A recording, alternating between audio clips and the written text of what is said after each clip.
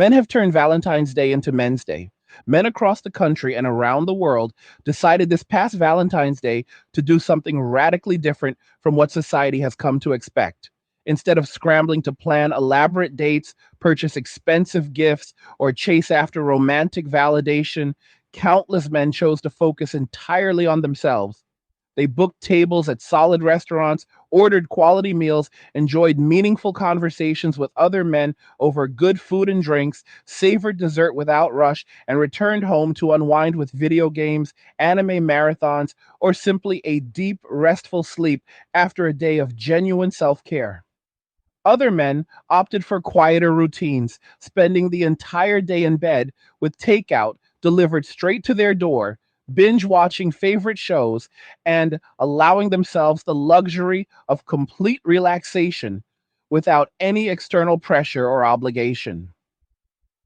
Stick around until the end because the full picture of this reversal, including how it is reshaping economies, holidays, and futures across the Western world and beyond, will show exactly why this change is permanent and what it truly means for everyone involved.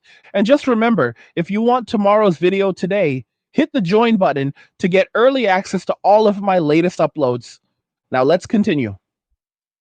These stories spread rapidly online, not as isolated incidents, but as a coordinated pattern of behavior that surprised many observers. Men described feeling liberated, content, and recharged in ways they hadn't experienced in years of pursuing traditional romantic expectations. The common thread in all these accounts was a deliberate redirection of time, energy, and resources away from attempts to impress or provide for women and toward personal fulfillment and independence. This was not bitterness driving the change.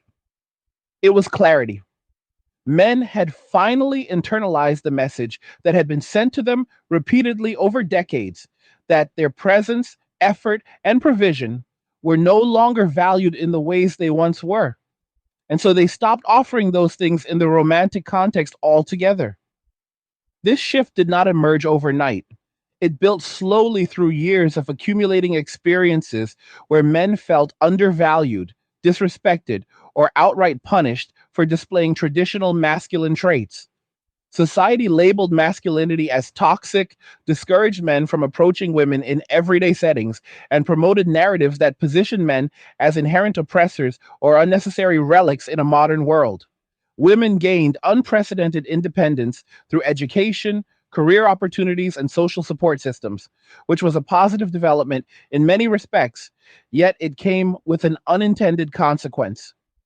As women achieved more autonomy, expectations in relationships shifted dramatically. Many began demanding equal or greater contributions from men while simultaneously holding on to traditional benefits like provision, protection, and romantic gestures without offering equivalent reciprocity. Men observed this imbalance clearly.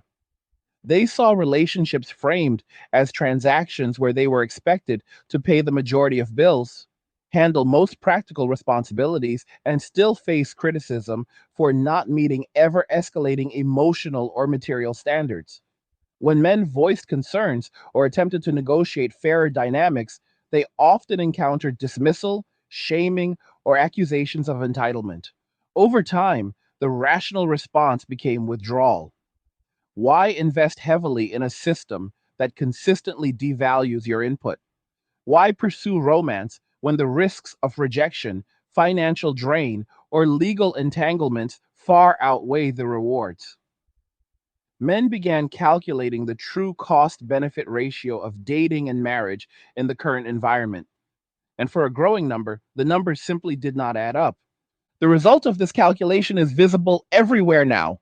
Dating apps show stark disparities where a small percentage of men receive the overwhelming majority of attention, while the average man gets little to no engagement. Social media amplifies women's frustrations about the so called shortage of good men. Yet those same platforms reveal the high standards that exclude most men from consideration. Height requirements, income thresholds, lifestyle expectations, and demands for constant excitement create filters so narrow that only a fraction of the male population qualifies. Meanwhile, men who once tolerated these conditions have opted for solitude, hobbies, career focus, or casual interactions without commitment. They report higher levels of happiness, financial stability, and mental clarity as a direct result. Peace becomes the ultimate luxury when chaos has been the alternative for so long. This is why Valentine's Day transformed so noticeably. The holiday, long marketed as a celebration of romantic love, with men expected to lead the charge through gifts, dinners, and grand gestures, suddenly lacked participants on one side of the equation. Men chose not to play the role assigned to them, and the absence was immediately felt. In response, some women turned to rebranding the day as Galentine's Day, a celebration of female friendship, self love, and independence. Parties were organized, gatherings planned, and social media filled with posts about empowering sisterhood and rejecting the need for male validation. On the surface, this appeared as a confident pivot, a way to reclaim the holiday for those without partners. Yet beneath the surface, it revealed something deeper. The enthusiasm for Galentine's Day often carried an undercurrent of compensation for the lack of traditional romantic attention. Women who once anticipated flowers, chocolates, or special outings now found themselves filling that void with group activities centered on mutual support and self celebration. The shift was not purely empowering, it was adaptive, born from necessity as the pool of willing male partners shrank. Men noticed this too. They saw the pivot not as strength, but as an admission that the old model was no longer sustainable without their active participation. The irony was not lost on them. After years of being told that women did not need men, that independence was superior, and that traditional roles were outdated, the sudden emphasis on celebrating singlehood and female bonds highlighted the very dependency that had been denied. This pattern extends far beyond the United States. In China, a similar phenomenon has unfolded with even more dramatic economic consequences. The Qi Festival, China's equivalent to Valentine's Day, turned eerily quiet in recent years. Malls stood empty at flower and jewelry counters. Delivery riders reported almost no orders for romantic gifts, and restaurants that once overflowed with couples saw massive vacancies. Sales of flowers dropped by as much as 90% in some areas. Luxury goods purchases declined sharply, and even high end dating services faced closures as men refused to participate in what they viewed as exploitative spending rituals. Men described entering a low desire era where romance felt like a financial trap rather than a rewarding pursuit. High costs for betrothal gifts, weddings, housing requirements, and ongoing provision created barriers that many found unreasonable. Marriage registrations plummeted to historic lows, with millions fewer couples tying the knot each year. Men openly discussed waking up to the reality that pouring resources into relationships often led to diminishing returns, especially amid economic pressures like job instability, high living costs, and debt burdens. The collapse of what some called the simp economy, where men historically overinvested to gain favor, left industries reeling. Jewelers, florists, fine dining establishments, and beauty services all reported steep declines as men redirected their money toward personal savings, investments, or simple self maintenance. These global parallels reinforce the core truth. When men collectively decide that the costs of traditional romantic engagement outweigh the benefits, the entire structure built around those expectations begins to crumble. Valentine's Day, once a cornerstone of consumer driven romance, loses its power when half the equation withdraws. Retailers scramble to adapt, but the momentum is clear. Men are not returning to the old patterns. They are forging new ones centered on self reliance, brotherhood, and personal achievement. Restaurants may offer deals targeted at groups of men enjoying meals together. Electronics companies could promote high end gadgets as self gifts for this emerging Men's Day. Bars and entertainment venues might cater to male camaraderie rather than couples. The holiday is evolving, not dying, but transforming into something that reflects current realities rather than outdated ideals. The intensity of this change stems from decades of accumulated pressure. Men absorbed criticism from multiple directions. Feminism highlighted inequalities and pushed for greater equity, which was necessary in many ways. Yet it often extended into blanket condemnations of male behavior and traits. Media portrayed men as bumbling, unnecessary, or villainous in countless narratives. The system is collapsing. Cash will be worthless soon. Crypto is your only escape. Angry's Crypto Academy is linked in the description. Go check it out now. Social movements emphasized women's empowerment while simultaneously downplaying men's struggles with isolation, mental health, and economic displacement. When men responded by disengaging, the reaction was surprise, followed by attempts to reframe the issue as a crisis of masculinity rather than a logical consequence of incentives. Men did not disappear because they were weak. They withdrew because they were rational. They calculated the risks of approaching women in public spaces, the financial drain of dating, the legal vulnerabilities of marriage, and the emotional toll of constant scrutiny. And they chose a different path. Solitude offered predictability, control, and peace. Hobbies provided fulfillment without judgment. Financial independence allowed for self directed spending rather than obligatory gifts. Women now face the downstream effects of this withdrawal. Loneliness rates among single women have risen in surveys, with many expressing frustration over the difficulty of finding committed partners. Online discussions reveal a mix of denial, anger, and coping mechanisms. Some double down on independence narratives, insisting that men are unnecessary or that quality partners will eventually appear. Others acknowledge the shift, but attribute it to external factors like economic conditions or male immaturity rather than examining how expectations and behaviors contributed. The creation and promotion of Valentine's Day serves as a visible example of adaptation. It allows celebration without reliance on male participation.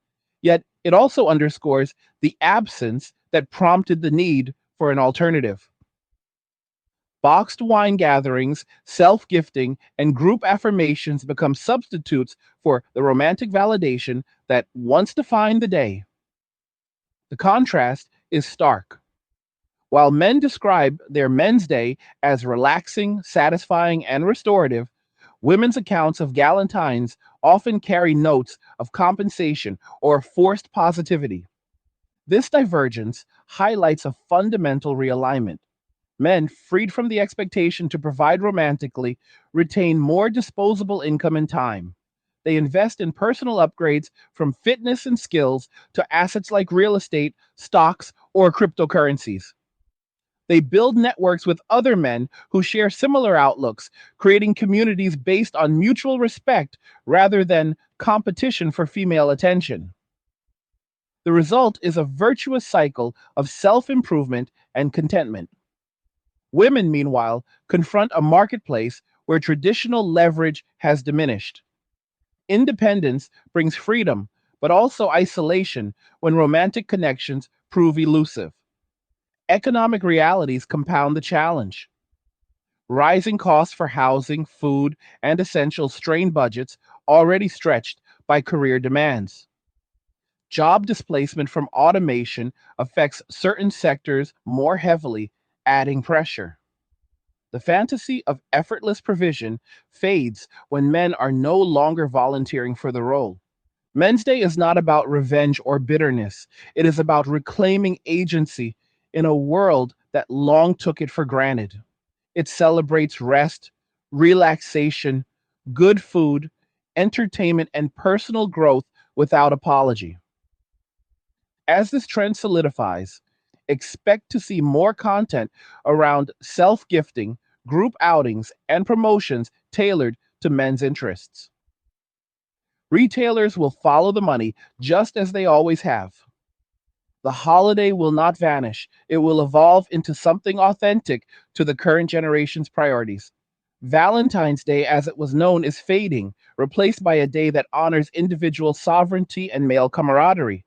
This is the future taking shape, one deliberate choice at a time. The transformation did not stop at personal choices or holiday rebranding. It accelerated into broader economic and cultural ripples that continue to reshape daily life in ways few anticipated just a few years ago. When millions of men simultaneously reduced or eliminated spending tied to romantic pursuit, entire industries felt the impact almost immediately. Flower shops that once relied on Valentine's Day surges saw orders drop by double digit percentages year after year. Chocolate manufacturers reported softer sales in the premium gift segment. Jewelry retailers watched engagement ring purchases decline as fewer couples moved toward marriage at all. High end restaurants that built their reputations on candlelit couples tables pivoted hard, introducing group seating packages, sports viewing events, and loyalty programs aimed at male friends dining together. The shift was pragmatic. Business owners understood that consumer dollars follow behavior, and men's behavior had changed decisively. They redirected marketing toward celebrating self reliance, brotherhood, and personal reward rather than couple oriented romance.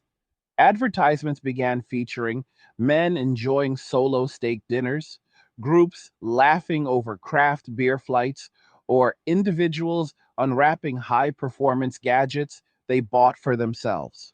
The messaging moved away from proving worth through gifts and toward embracing the freedom that comes with keeping resources close. This economic redirection carried profound weight because men control a significant share of discretionary spending, even in an era of wage stagnation for many. Without the obligation to fund dates, vacations for two, surprise anniversaries, or household contributions in cohabiting arrangements, that money stayed in men's accounts longer. Some funneled it into skill building courses, fitness equipment, or home workshop upgrades. Others invested in index funds, cryptocurrency positions, or rental properties that generate passive income streams. The pattern repeated across income brackets. Lower earning men cut back on bar tabs spent trying to impress strangers and instead built modest emergency funds or upgraded their gaming setups for long evenings of uninterrupted enjoyment. Middle income men redirected what used to be monthly dating budgets into retirement accounts or side business seed capital. Higher earners poured resources into luxury items they genuinely wanted, from premium audio equipment to custom motorcycles, without needing to justify the purchase to anyone else. The aggregate effect strengthened men's financial positions while simultaneously weakening the consumer sectors that had grown dependent on romantic spending. Retailers adapted or suffered. Those who recognize the emerging Men's Day holiday early positioned themselves to capture the redirected dollars, offering flash sales on tools, electronics, outdoor gear, and hobby supplies timed precisely for mid February. Cultural narratives shifted in tandem with the economic ones. Media outlets that once ran endless Valentine's Day features about perfect date ideas began publishing articles questioning whether the holiday had outlived its relevance.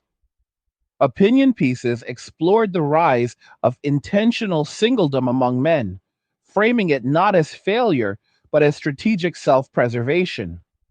Podcasts hosted long discussions about the incentives that once drove male investment in relationships and why those incentives had eroded. Comment sections filled with men sharing their own Valentine's Day routines, describing peaceful mornings with coffee and no agenda. Hey guys, in a world pushing you to own nothing and be happy, crypto is your key to survival. Join Angry's Crypto Academy to master buying, selling, and trading crypto. Make huge profits and safeguard your wealth. Plus, discover the one crypto virtually no one is talking about, poised to create new millionaires in the upcoming bull run. The link is in the description of the video below. Go check it out now. Afternoons spent hiking alone or with friends. Evenings dedicated to favorite films or multiplayer games with zero drama attached. These accounts carried a consistent tone of quiet satisfaction rather than anger. Men were not gloating. They were simply stating facts about lives that felt more balanced and less exhausting than before. The absence of pressure to perform romantically allowed mental bandwidth to return. Hobbies deepened. Friendships with other men strengthened through shared activities rather than competition. Physical health often improved as men prioritized gym time over late night bar searches. Sleep patterns normalized without the anxiety of waiting for text replies or decoding mixed signals. Women observed these changes from multiple angles, and the reactions varied widely. Some continued promoting Valentine's Day as an empowering alternative, organizing brunches, movie nights, and gift exchanges among friends. Social media feeds filled with photos of women toasting with cocktails, captioning images with messages about self love and the strength found in female bonds. These posts received supportive likes and comments, yet engagement often felt performative compared to previous years when romantic success stories dominated the same holiday timeline. Other women expressed open frustration in private groups and anonymous forums, describing the difficulty of finding men willing to commit time or resources. They noted how conversations on dating apps stalled quickly, how men seemed less eager to escalate from messaging to meeting, and how even casual dates rarely led to follow ups. The sense of scarcity grew sharper as the pool of available interested men visibly contracted. Some blamed societal trends, economic stress, or changing gender norms. Others pointed fingers at men directly, labeling the withdrawal as immaturity, fear of commitment, or entitlement. Yet fewer examined how their own expectations may have contributed to the outcome. The conversation remained largely one sided, with men's explanations dismissed as excuses while women's standards stayed non negotiable. This asymmetry fueled further disengagement. Men saw the criticism and concluded that no amount of effort would satisfy the current environment. They returned to solitude or male only social circles where validation came from competence, humor, and shared interests rather than romantic approval. Brotherhood became the counterbalance to isolation. Groups formed around gaming clans, car meets, martial arts dojos, shooting ranges, and online communities dedicated to finance, fitness, or philosophy. These spaces offered something relationships increasingly lacked: predictability, mutual respect, and low stakes interaction. Men reported feeling seen and appreciated in ways that romantic pursuits rarely provided. Conversations stayed straightforward. Problems received practical solutions rather than emotional dissection. Successes earned genuine congratulations without hidden competition. The contrast sharpened the decision to prioritize these connections over romantic ones. Global examples reinforced the pattern. In South Korea, young men coined terms like Sampo generation, referring to those who gave up on courtship, marriage, and childbirth entirely. Surveys showed steep declines in dating activity among men under 35. Economic pressures combined with cultural shifts created a perfect storm.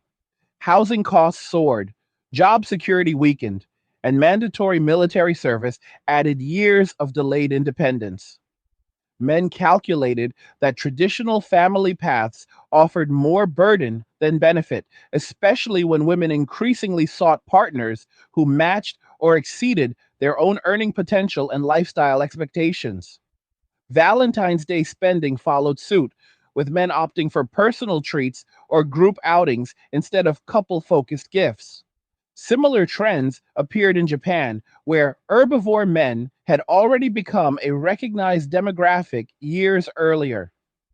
These men deliberately avoided aggressive romantic pursuit, choosing modest lifestyles, personal hobbies, and limited social obligations.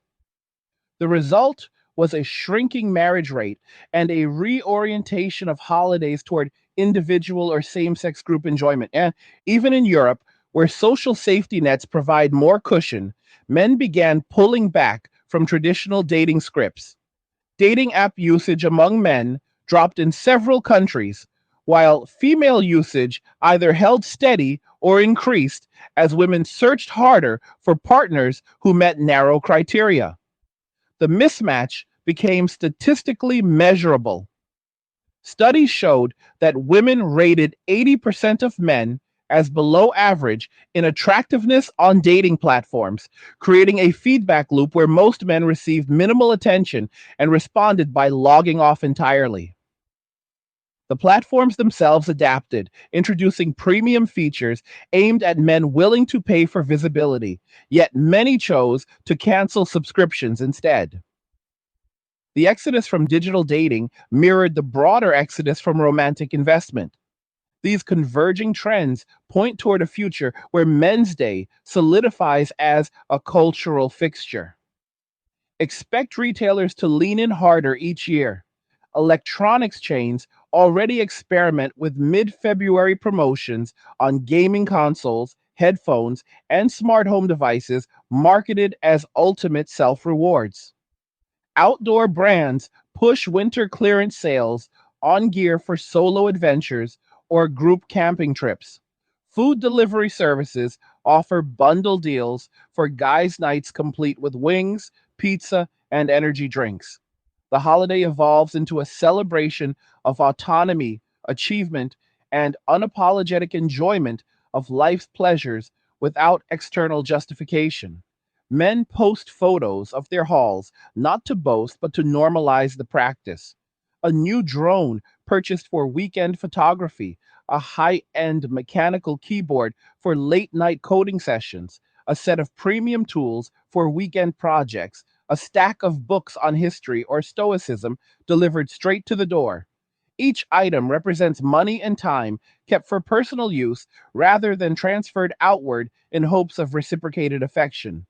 The psychological benefits compound over time. Men who once measured self worth through female approval now derive it from internal benchmarks: progress in the gym, mastery of a new skill, financial milestones reached, creative projects completed. These markers prove more reliable and less subject to external whims. Emotional resilience increases because fewer decisions hinge on someone else's mood or judgment. Stress levels drop when weekends no longer revolve around planning dates or recovering from disappointing ones. Mental health improves when energy goes toward building rather than chasing. The shift feels subtle at first, almost imperceptible. Yet over months and years, it creates a fundamentally different life trajectory. Men age into their 30s and 40s with stronger savings, deeper friendships, richer hobbies, and clearer purpose. They look back on the old paradigm with a mixture of relief and incredulity, wondering why they tolerated it for so long. Women navigating the same period face different realities. Independence remains real and valuable, yet the romantic landscape narrows. Biological clocks tick louder for those who once assumed partnership would arrive naturally. Career demands compete with social opportunities, leaving less room for organic connection.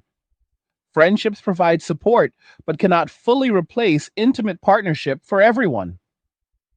The Valentine's Day celebrations continue, yet they sometimes carry an undertone of wistfulness. Photos show smiling groups, but captions occasionally hint at hoping for something more permanent down the line. The coping mechanism holds for now, but long term acceptance of permanent singledom proves harder than expected for many. Economic independence helps cushion the blow, Yet rising costs erode purchasing power faster than wages rise in many sectors. The absence of a partner's contribution, once dismissed as unnecessary, becomes noticeable when bills stack higher each month. Men, meanwhile, continue building. They mentor younger men entering the same realization, sharing strategies for financial independence, mental fortitude, and boundary setting. Communities grow online and offline, creating spaces where traditional masculinity finds expression without apology.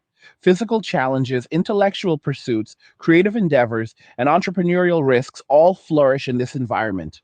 The collective energy redirects toward creation rather than consumption of romantic validation. The outcome is a generation of men who are healthier, wealthier in spirit, if not always in bank accounts, and far more self sufficient than their predecessors.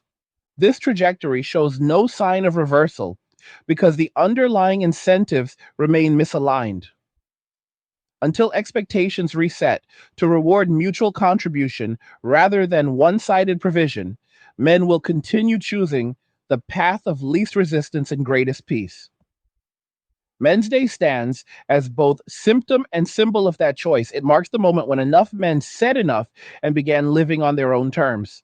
The holiday grows stronger each year, gathering momentum as more join the ranks of those who prioritize self over obligation. Retailers, media, and culture follow because they must.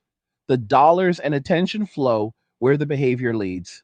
Valentine's Day, as a couple's celebration, fades into history, replaced by a day that honors individual sovereignty and the quiet power of walking away when staying no longer serves. The momentum behind Men's Day builds from more than just holiday spending patterns or social media trends.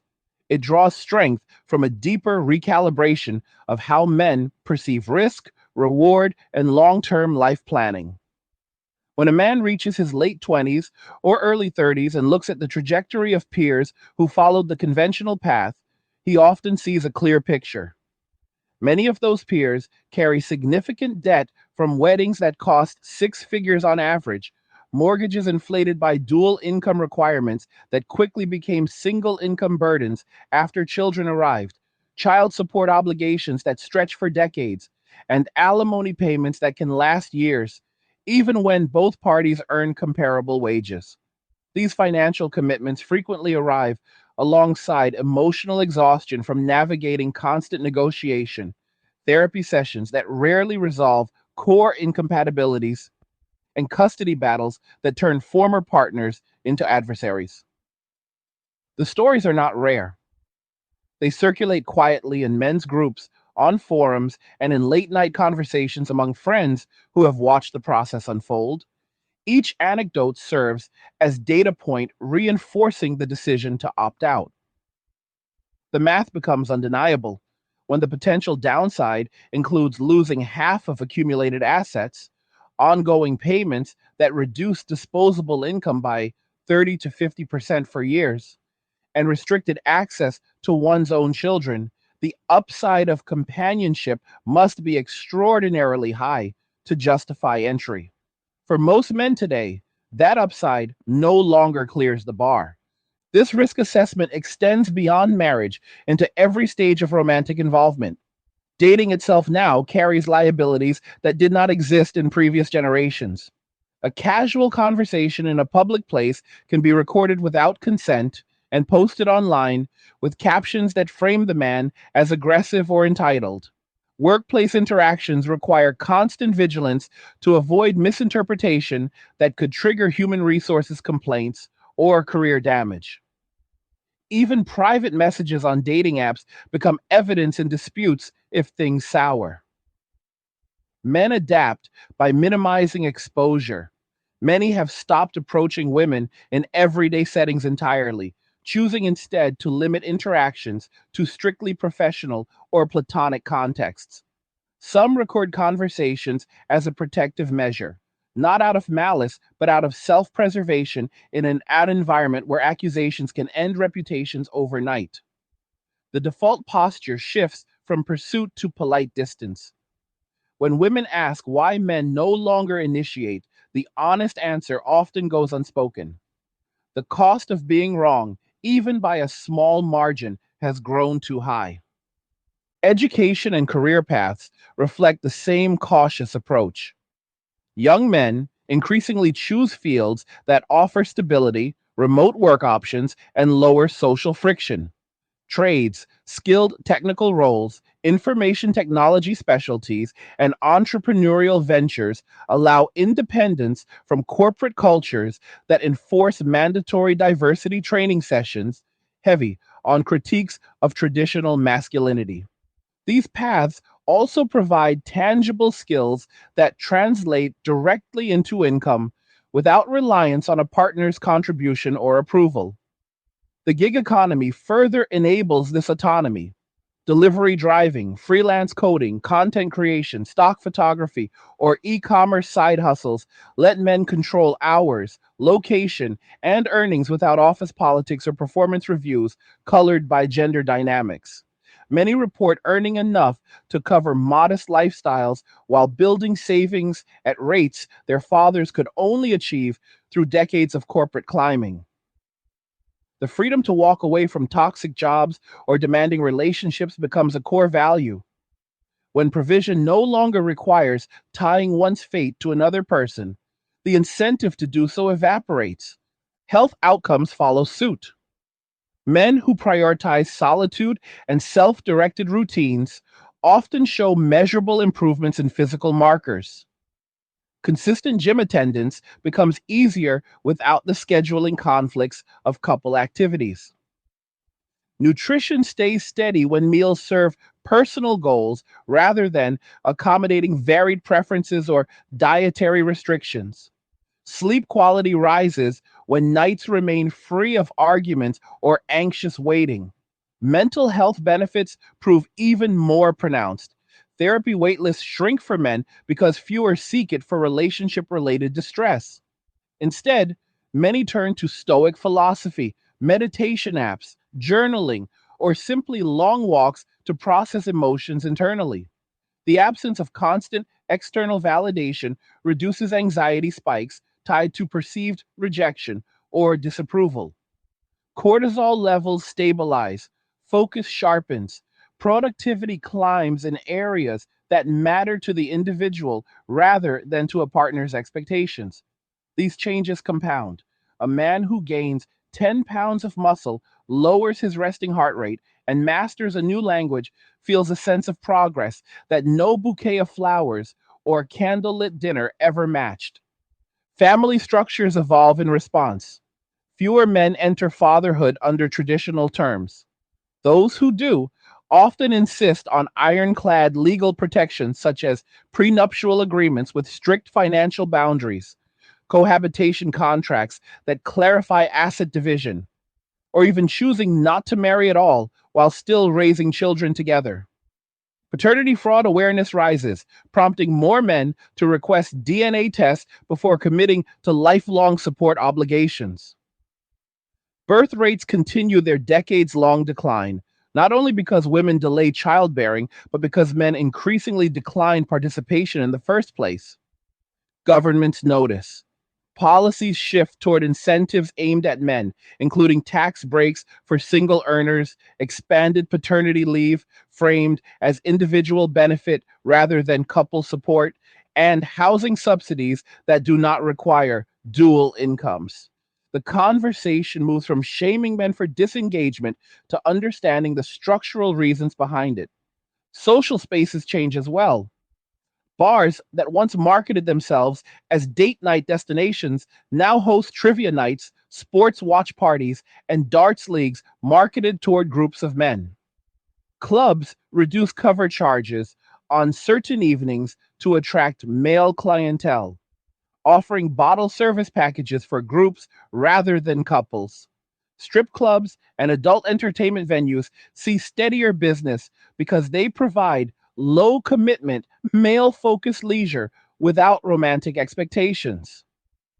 Gaming cafes and esports arenas expand rapidly, becoming de facto community centers for young men who prefer digital camaraderie over physical dating scenes. These venues thrive precisely because They remove the pressure to perform courtship rituals. Conversations flow naturally around shared interests. Laughter comes easier. Bonds form without hidden agendas. The atmosphere feels lighter, more authentic. Media representation begins to catch up, albeit slowly. Television shows and films introduce male protagonists who thrive in singledom, pursuing passions, building wealth, and maintaining close friendships without romantic subplots driving the narrative. Streaming platforms' Greenlight series centered on groups of men navigating career challenges, travel adventures, or creative projects together. The trope of the lonely bachelor gives way to the fulfilled solo adventurer. Advertisers follow. Commercials feature men enjoying luxury watches purchased for themselves, driving off road vehicles on weekend escapes with friends, or hosting backyard barbecues where the focus stays on grilling technique and sports talk rather than couple dynamics. The cultural signal becomes unmistakable. Self directed masculinity sells because it resonates with reality on the ground. Economic power concentrates further among men who embrace this lifestyle. Compound interest works faster when savings rates climb and expenses stay flat. A man who avoids the average wedding cost, honeymoon travel, engagement ring, and ongoing lifestyle inflation associated with dating accumulates wealth at an accelerated pace. Real estate investments become feasible earlier. Stock portfolios grow larger. Retirement projections improve dramatically. The wealth gap between single men who opt out and those who enter traditional relationships widens over time. Single men in their 40s frequently own multiple properties, drive vehicles outright, and maintain six figure investment accounts while their married counterparts still pay mortgages and college funds. The disparity becomes visible in communities. Neighborhoods see more men purchasing homes independently, customizing them for personal use with home theaters, workshops, or gaming rooms rather than childproofing and guest bedrooms. Women experience the mirror image of this trajectory. Many maintain strong careers and social networks, yet confront a narrowing window for partnership. Dating pool shrinkage hits hardest after 35, when biological realities intersect with men's growing preference for younger partners or no partners at all. Fertility treatments become more common as women extend childbearing years alone. Egg freezing gains popularity not just as precaution, but as necessity. Surrogacy and sperm donation rise among those determined to parent without male involvement. These choices carry emotional weight. The narrative of having it all shifts toward accepting trade offs. Independence remains a source of pride, yet quiet regret surfaces in private moments. Social circles contract as friends pair off or focus on families. Valentine's Day gatherings continue, but sometimes feel repetitive, lacking the novelty of new romantic chapters. Men, by contrast, report expanding horizons. Travel becomes spontaneous and solo or with male companions. Bucket list items get checked off without negotiation. Language immersion programs, motorcycle tours across continents, diving certifications in remote locations all become achievable when decisions rest solely with the individual. The sense of agency grows intoxicating. Each accomplishment reinforces the correctness of the original choice. Peace replaces pursuit. Contentment replaces conquest. The future looks not empty, but open. This open future shapes policy discussions at the highest levels. Think tanks publish reports on male disengagement from family formation and its implications for population stability, tax bases, and social security solvency. Governments experiment with incentives designed to make partnership more appealing to men without lowering women's standards. Tax credits for married couples increase. Housing policies favor dual income households less aggressively. Public campaigns attempt to reframe masculinity as complementary rather than problematic. Yet these efforts often fall flat because they address symptoms rather than root causes. Men have already internalized the lesson that external incentives rarely outweigh internal calculus. Until the fundamental dynamics of respect, reciprocity, and risk change, participation remains optional and increasingly declined. Men's Day grows into a recognized cultural event precisely because it fills the void left by withdrawal from the old system. Mid February becomes a moment of collective affirmation. Men share stories of their celebrations, post receipts from self purchased rewards, and encourage younger men to consider the same path. Retail calendars added alongside other emerging holidays. Brands create limited edition products timed for the date. The holiday does not replace love, it replaces obligation. It honors the decision to live authentically according to one's own values rather than inherited scripts. The transformation reaches its clearest expression in the daily routines that now define millions of lives. Mornings start with coffee brewed exactly to personal taste. Work happens in focused blocks, uninterrupted by relationship logistics. Evenings belong to chosen pursuits.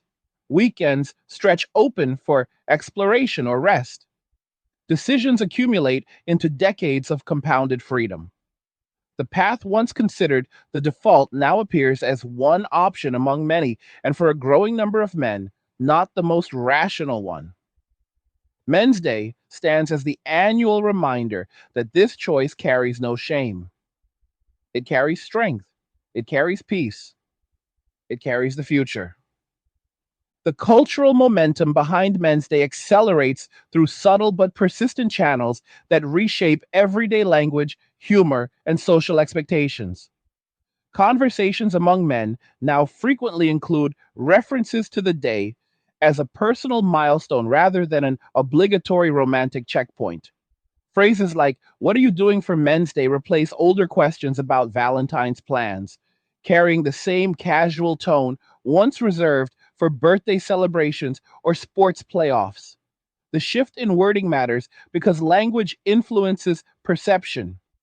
When a holiday gets reframed from couple centric obligation to individual reward, the mental association changes from pressure to possibility. Men begin viewing mid February as their equivalent of a personal New Year's reset, a time to evaluate progress made since the previous year and set new benchmarks for independence, skill acquisition, or financial targets. This reframing normalizes the withdrawal from traditional courtship without needing to justify it defensively. It becomes simply what men do now, much like how certain generations normalize brunch on Sundays or fantasy football leagues in the fall. Younger men absorb this outlook almost instinctively.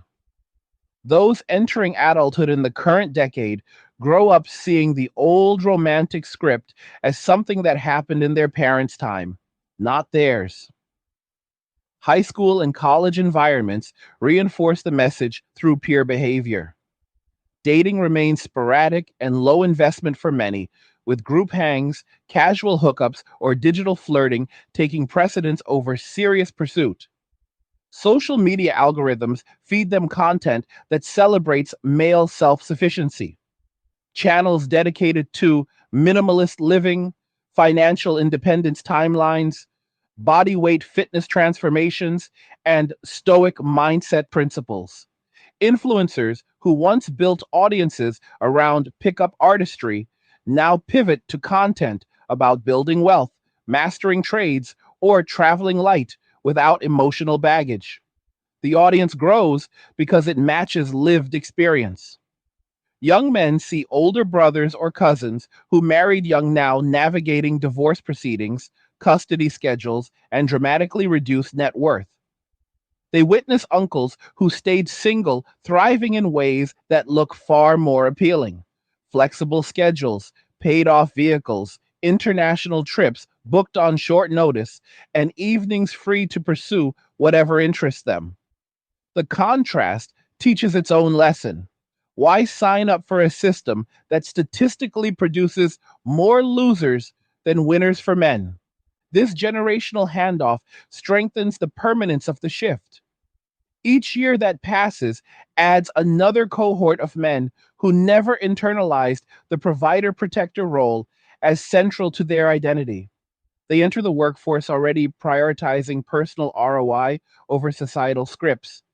Entry level salaries go toward Roth IRAs, skill certifications, or seed capital for side ventures rather than first date dinners or weekend getaways. Living arrangements stay lean. Shared apartments with like minded roommates, tiny homes on wheels, or converted vans that enable remote work from anywhere. The lifestyle minimizes fixed costs and maximizes optionality. When expenses remain low and income streams diversify, the threshold for romantic involvement rises dramatically. A potential partner must offer extraordinary value to compete with the freedom of keeping every dollar and every hour under personal control. Corporate environments feel the downstream pressure. Human resources departments notice declining participation in company sponsored couples events or family oriented benefits. Open enrollment periods show fewer men adding spouses or dependents to health plans. Employee assistance programs report fewer relationship counseling requests from male staff.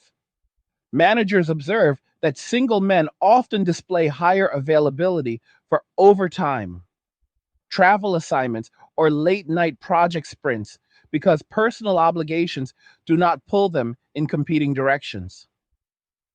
Promotion decisions begin to favor those who can commit fully without family constraints, whether consciously or not.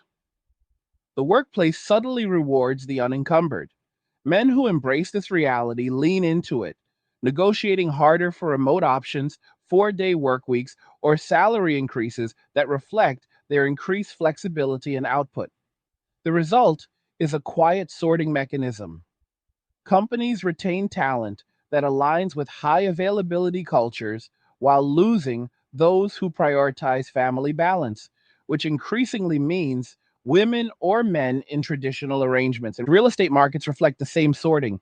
Demand grows for smaller, high quality units in walkable areas with strong internet infrastructure rather than sprawling suburban homes with multiple bedrooms. Developers respond with micro apartments, co living buildings, and amenity rich condos marketed towards single professionals. Features like rooftop gyms, private workspaces, soundproofed entertainment rooms, and package lockers become standard because they cater to self contained lifestyles. Homeownership among men under 40 rises in urban cores where proximity to culture, food, and social venues outweighs square footage. Mortgages stay manageable because loans cover only what one income can comfortably service. The old model of stretching for the biggest house possible to accommodate a growing family loses appeal when that family never materializes. Equity builds faster. Wealth transfers across generations, change form. Fewer men leave estates burdened by alimony liens or divided assets, and more leave clean portfolios to siblings, nieces, nephews, or charitable causes they personally value. Fitness culture evolves alongside these structural changes. Gyms report higher male membership retention rates as men treat training as a lifelong project rather than a temporary means to attract partners. Programs shift toward longevity, mobility, and functional strength instead of pure aesthetics for dating purposes. Martial arts schools see enrollment spikes among men seeking discipline, confidence, and practical self defense without the bravado once associated with pickup culture. Outdoor recreation surges. Trail running clubs, rock climbing meetups, overland vehicle groups, and backcountry fishing trips become primary social outlets. These activities build camaraderie through shared challenge rather than shared attraction to women. The bonds prove durable because they rest on competence and mutual reliability rather than fleeting chemistry. Injuries decrease as men train smarter, recover better, and avoid the overtraining cycles that often accompanied efforts to look good for dates. Nutrition follows a parallel path. Meal prep becomes routine for men who view food as fuel for performance rather than social performance. High protein, high satiety diets support consistent energy without the emotional eating that sometimes accompanies relationship stress. Intermittent fasting gains traction among those who appreciate the mental clarity and time savings it provides. Cooking skills improve because meals serve personal taste preferences rather than compromises. Men share recipes for steak marinades, smoked brisket techniques, or batch prepped chili in online communities, turning what was once domestic labor into a respected hobby. The kitchen transforms from a contested space in cohabitation to a personal laboratory for experimentation and mastery. Creative pursuits flourish in the same fertile ground. Men pick up instruments they set aside in their 20s, start woodworking projects, write fiction, produce electronic music, or restore vintage cars. The absence of relational demands frees thousands of hours over the course of years. Mastery arrives faster when practice becomes daily rather than occasional. Output increases. Some turn passions into income streams. Custom guitar builds, YouTube channels on historical analysis, Etsy shops selling leather goods, or Patreon supported podcasts exploring philosophy and current events. The financial upside matters less than the intrinsic reward of creation without external critique or deadline pressure tied to keeping a partner happy. Travel patterns change dramatically. Solo trips or all male group adventures replace couple vacations. Itineraries prioritize personal interest over compromise. Men book flights to watch Formula One races in person, hike the Pacific Crest Trail in sections, attend tech conferences in Asia, or scuba dive in the Great Barrier Reef. Travel becomes less about Instagram validation and more about direct experience. Packing light becomes a point of pride. Carry on only challenges circulate in men's forums, celebrating the efficiency of traveling without excess emotional or material baggage. Destinations once considered romantic cliches now attract groups of friends. Paris for its food and architecture, Tokyo for its technology and efficiency, Iceland for its raw landscapes. The shared experience strengthens male friendships in ways that romantic couple trips rarely did because the focus stays on the activity and the company rather than on maintaining harmony. Education patterns shift as well. Men return to school later in life or pursue online certifications when it suits their schedule and goals. Degrees in computer science, data analysis, cybersecurity, or renewable energy attract those seeking recession resistant careers with remote potential. Vocational training in welding, HVAC, electrical work, or heavy equipment operation draws men who want tangible skills and immediate earning power. Community colleges see increased male enrollment in evening and weekend programs designed for working adults. The motivation centers on self reliance, building a career that supports independence rather than one that merely funds a family's lifestyle. Community involvement takes on new forms. Men volunteer for local trail maintenance, mentor youth in STEM programs, coach recreational sports leagues, or organize charity runs for causes they personally support. Participation stems from intrinsic satisfaction rather than social signaling or partner approval. Leadership emerges naturally in these spaces because men bring organizational skills honed through solo project management. Networks expand through action rather than small talk. Trust builds through consistent follow through rather than verbal promises. The cumulative effect creates a feedback loop of increasing capability and decreasing need for external validation. Each year of disciplined living adds layers of competence, wealth, health, and perspective. Men's Day arrives as an annual marker of that progress. Celebrations grow more elaborate, not because of competition, but because resources allow it.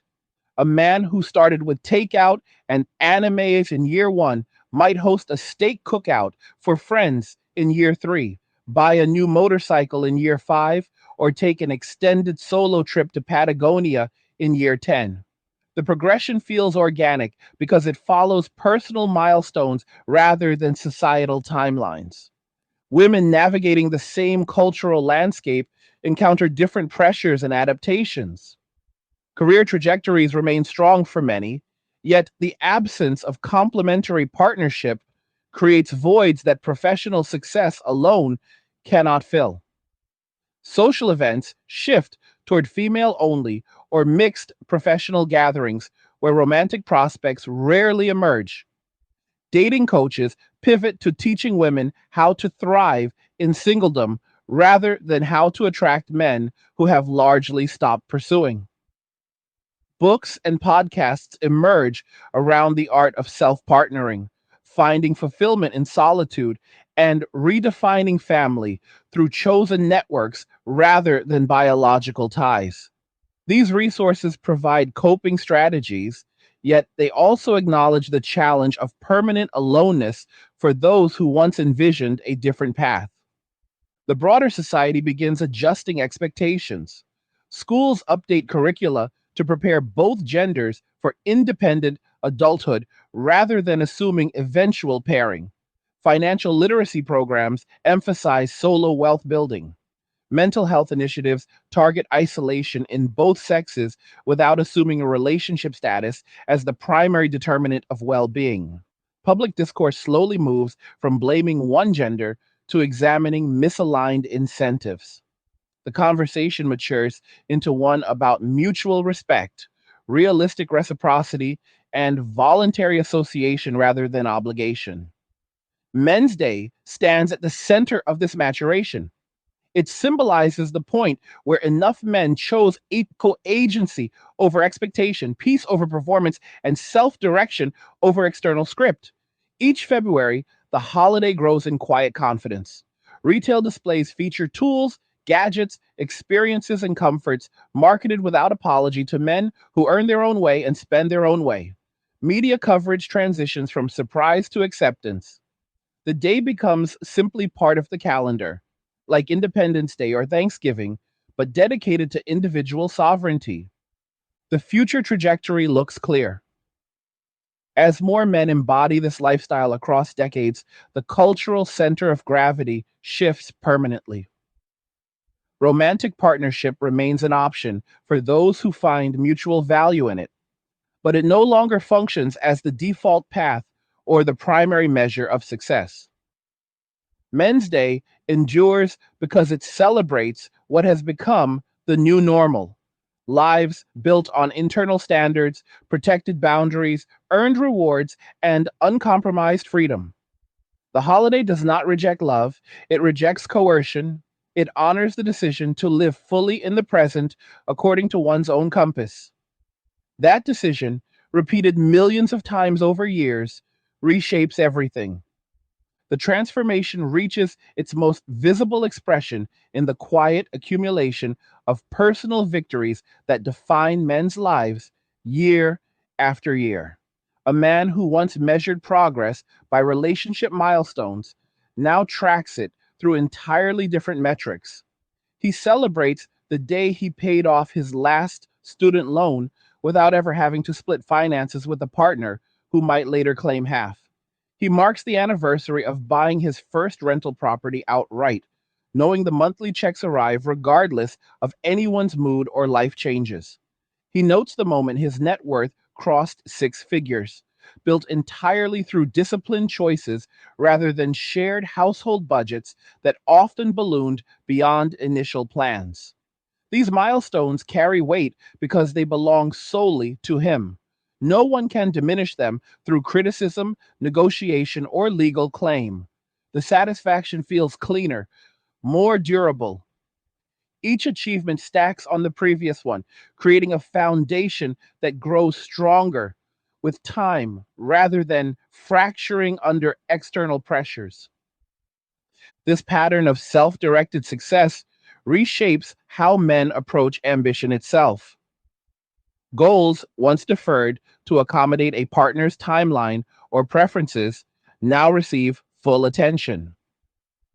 A man who wanted to start a small manufacturing business but hesitated because it would require long hours and irregular income now launches it without second guessing. Another who dreamed of relocating to a different state for better career opportunities or lower taxes moves without needing to discuss school districts or family proximity. The freedom to chase opportunities aggressively leads to faster career advancement in many cases. Entrepreneurs report higher risk tolerance when personal downside remains limited. Employees negotiate bolder raises or equity packages because they understand their leverage as unencumbered professionals. The result appears in income statistics that begin showing divergence. Single men in certain age cohorts outpace their married counterparts in savings rates, investment returns, and career velocity after the initial years of family formation costs hit the latter group hardest. Financial independent societies gain traction among men who view early retirement or semi retirement as realistic rather than fantasy. Online communities share detailed spreadsheets tracking expenses, passive income streams, and withdrawal rates needed to sustain modest but comfortable lifestyles indefinitely. Discussions center on safe withdrawal, percentages adjusted for solo living, healthcare cost projections without spousal coverage complications, and geographic arbitrage strategies that maximize purchasing power. Men relocate to lower cost regions, countries with favorable tax treaties, or digital nomad hubs where visas allow extended stays. The lifestyle appeals because it preserves autonomy at every level. No one needs to approve the move. No shared property ties anyone down. The plan survives life events that would derail joint finances, such as job loss, health issues, or simply growing apart. Technology amplifies this independence in ways that previous generations could not access. Remote work tools allow men to earn high salaries from anywhere with reliable internet. Cryptocurrency wallets provide borderless savings vehicles immune to certain jurisdictional claims. Decentralized finance platforms offer lending, borrowing, and yield opportunities without traditional banking intermediaries that might freeze accounts during disputes. Privacy focused applications protect communications and financial records from casual surveillance. Men adopt these tools not out of paranoia, but out of pragmatic risk management. They understand that legal systems, while necessary, sometimes favor one party disproportionately in family court matters. Having layers of protection built into daily life reduces vulnerability without requiring constant vigilance. Social dynamics within male friendships evolve to match this new reality. Conversations deepen around long term planning rather than weekend conquest or relationship complaints. Friends become accountability partners for fitness goals, investment decisions, business ideas, and personal discipline. Group challenges emerge: 30-day no spend periods to accelerate savings, 100 push up daily streaks, reading lists completed collectively with weekly discussions. These structures provide the kind of mutual support once sought in romantic partnerships, but without the emotional volatility or expectation mismatches. Loyalty in these groups proves reliable because it rests on shared values rather than romantic chemistry. When conflicts arise, they resolve through direct communication rather than prolonged silent treatments or third party mediation. The stability feels refreshing compared to the uncertainty that often characterize dating interactions. Leisure time transforms from something squeezed between obligations into a deliberate practice of enrichment. Men invest in high quality experiences that deliver lasting value rather than fleeting dopamine hits. Season tickets to sports events become group purchases among friends who attend together year after year. Concert trips turn into multi day festivals shared with like minded people. Cooking classes focus on advanced techniques for personal mastery rather than date night impressiveness. Photography equipment upgrades enable serious pursuit of landscape or wildlife work during dedicated travel blocks. Each pursuit builds identity around competence and passion rather than external approval. The result is a richer inner life that does not depend on someone else's participation or enthusiasm. Aging itself takes on different contours for men following this path. Physical decline slows through consistent training, better nutrition, and lower chronic stress levels. Men in their 40s and 50s often appear and function more like men a decade younger because they avoided the wear and tear of constant relational tension, sleep disruption from arguments, or health neglect during periods of emotional preoccupation. Cognitive sharpness stays higher when mental energy goes toward learning and problem solving rather than decoding mixed signals or managing household diplomacy. Longevity projections improve not through genetics alone, but through lifestyle factors under direct control.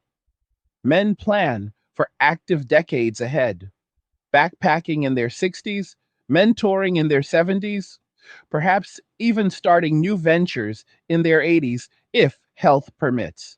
The horizon extends because the life remains unburdened by obligations that historically shortened it for many.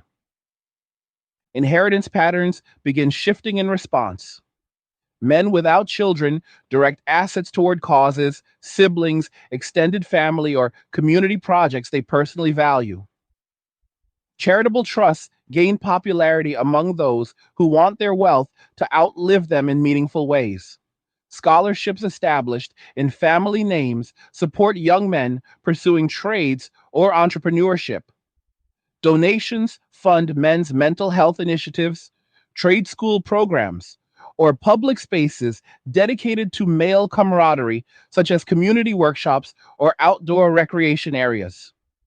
The legacy feels intentional rather than default. It reflects choices made freely rather than defaults imposed by circumstance or societal pressure. Cultural artifacts start reflecting this emerging reality more directly. Literature features protagonists who choose solitude not as tragedy, but as triumph. Graphic novels explore themes of self mastery and brotherhood. Video games increasingly include single player campaigns centered on exploration, building, and personal growth without mandatory romance arcs. Music genres evolve with lyrics that celebrate independence, resilience, and quiet strength rather than longing or conquest. Podcasts proliferate around topics like boundary setting, financial sovereignty, physical optimization, and philosophical inquiry. The content resonates because it mirrors the audience's daily experience rather than prescribing a return to outdated norms. Public policy conversations gradually acknowledge the scale of male disengagement. Demographic reports highlight shrinking labor force participation among prime age men, declining marriage rates, falling birth numbers, and rising male longevity gaps in certain metrics. Economists model the impact on consumer spending, housing demand, tax revenue, and entitlement program sustainability. Sociologists examine the parallel rise in female loneliness and its intersection with economic independence. Politicians float proposals ranging from incentives for marriage to expanded single person housing subsidies to mental health outreach targeted at isolated men. Implementation remains slow because solutions require addressing root incentives rather than surface behaviors. Until mutual respect replaces one sided expectation and risk allocation becomes more balanced, voluntary withdrawal continues unabated. Men's Day evolves into a multifaceted celebration that captures all these threads. It becomes a day for reflection on progress made, gratitude for peace secured, and planning for the next phase of self directed living. Some men mark it quietly with a favorite meal and good book. Others host gatherings where stories of achievement circulate freely. Retailers offer curated collections, premium shaving kits for those who value grooming as self respect, high end coffee equipment for morning rituals, durable outdoor apparel for adventures ahead. The marketing feels authentic because it aligns with actual priorities rather than manufactured romance. The day also serves as a subtle signal to younger generations. Boys growing up now see uncles, older cousins, and family friends living fulfilling lives without the traditional family structure once presented as inevitable. They hear conversations about ownership, freedom, discipline, and purpose that carry no undertone of apology or lack. The model normalizes self reliance as strength rather than failure. When these boys reach adulthood, the choice to prioritize personal sovereignty feels natural rather than rebellious. The cultural transmission completes the cycle.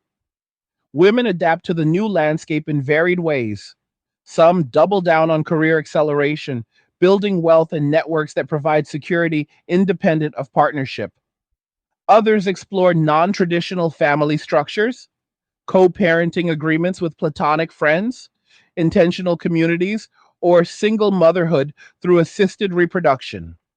Still others focus on deepening female friendships into primary support systems that rival traditional family bonds in emotional depth. These adaptations succeed for many, providing meaning and stability in a world where romantic partnership has become optional for both sexes. Yet, for those who still desire committed male partnership, the search grows more deliberate, often involving international dating, niche communities, or lowered expectations around provision in exchange for mutual respect and shared values. The overarching reality remains unchanged. Men's Day endures because it celebrates a choice that millions have made and found superior to the alternative. It honors the decision to build a life where peace, progress, and purpose come first. Each year, as more men live this reality across decades, the holiday solidifies its place in the cultural calendar. It becomes the annual reaffirmation that sovereignty over one's time, money, body, and future represents the highest form of freedom available. No apology accompanies it. No justification proves necessary. The evidence lies in the lives being lived. Healthier, wealthier in experience, if not always in currency, more focused, and profoundly content. The path forward appears steady. Men continue walking away from systems that demand more than they return. They walk toward structures of their own design, disciplined routines, strong friendships, purposeful pursuits, protected assets, and uncompromised autonomy. Men's Day marks that journey each February, a quiet but resolute declaration that this way of living has arrived, it works, and it will not reverse. The future belongs to those who claim it deliberately rather than accept it by default. That claim sounds clearest on Men's Day when millions pause to recognize exactly how far they have come and how much further they intend to go. The cultural and personal evolution tied to Men's Day continues to unfold through layers of individual agency that few outside these circles fully grasp. Men who have embraced this path develop an almost instinctive radar for detecting obligations disguised as opportunities. They learn to spot the subtle ways society still attempts to pull resources and attention outward under the guise of normalcy or progress. Invitations to mixed social events that carry unspoken expectations of chivalry or payment get politely declined or redirected to male only alternatives. Family gatherings where questions about dating status or future grandchildren arise receive calm, firm redirects to topics of actual interest like career moves, recent projects, or travel plans. The boundary setting becomes automatic, not confrontational. It stems from years of observing how small concessions often lead to larger entanglements. When men protect their time and energy the way a homeowner protects structural integrity, one crack left unrepaired invites eventual collapse. This protective mindset extends into financial decision making with surgical precision. Men run mental simulations before major purchases or commitments. They ask not just whether they can afford something, but whether it aligns with long term sovereignty. A luxury watch purchased for personal appreciation passes the test because it serves as a daily reminder of earned achievement. A vacation home shared with a partner fails because it introduces variables outside personal control. The same logic applies to vehicles, hobbies, and even charitable giving. Donations go to causes men personally believe in, often those supporting male specific challenges like suicide prevention, trade education, or veteran reintegration, rather than broad appeals that dilute focus. The result is a portfolio of spending that feels purposeful rather than reactive. Every dollar deployed advances either security, capability, or enjoyment without creating dependencies. Professional networks reflect the same clarity. Men cultivate relationships based on mutual utility rather than social performance. Mentors get chosen for their track record of independence and results rather than charisma or institutional prestige. Peers become collaborators on side projects, joint investments, or knowledge sharing rather than drinking buddies who compete for female attention. Networking events shift from awkward mixers to targeted meetups, industry roundtables, mastermind groups, or informal dinners among men in similar life stages. These connections yield tangible returns, job referrals, partnership opportunities, investment tips, or simply reliable advice during market downturns. The absence of romantic competition removes a layer of tension that once poisoned many male friendships. Trust builds faster when agendas stay transparent. Health maintenance takes on the character of a long term engineering project.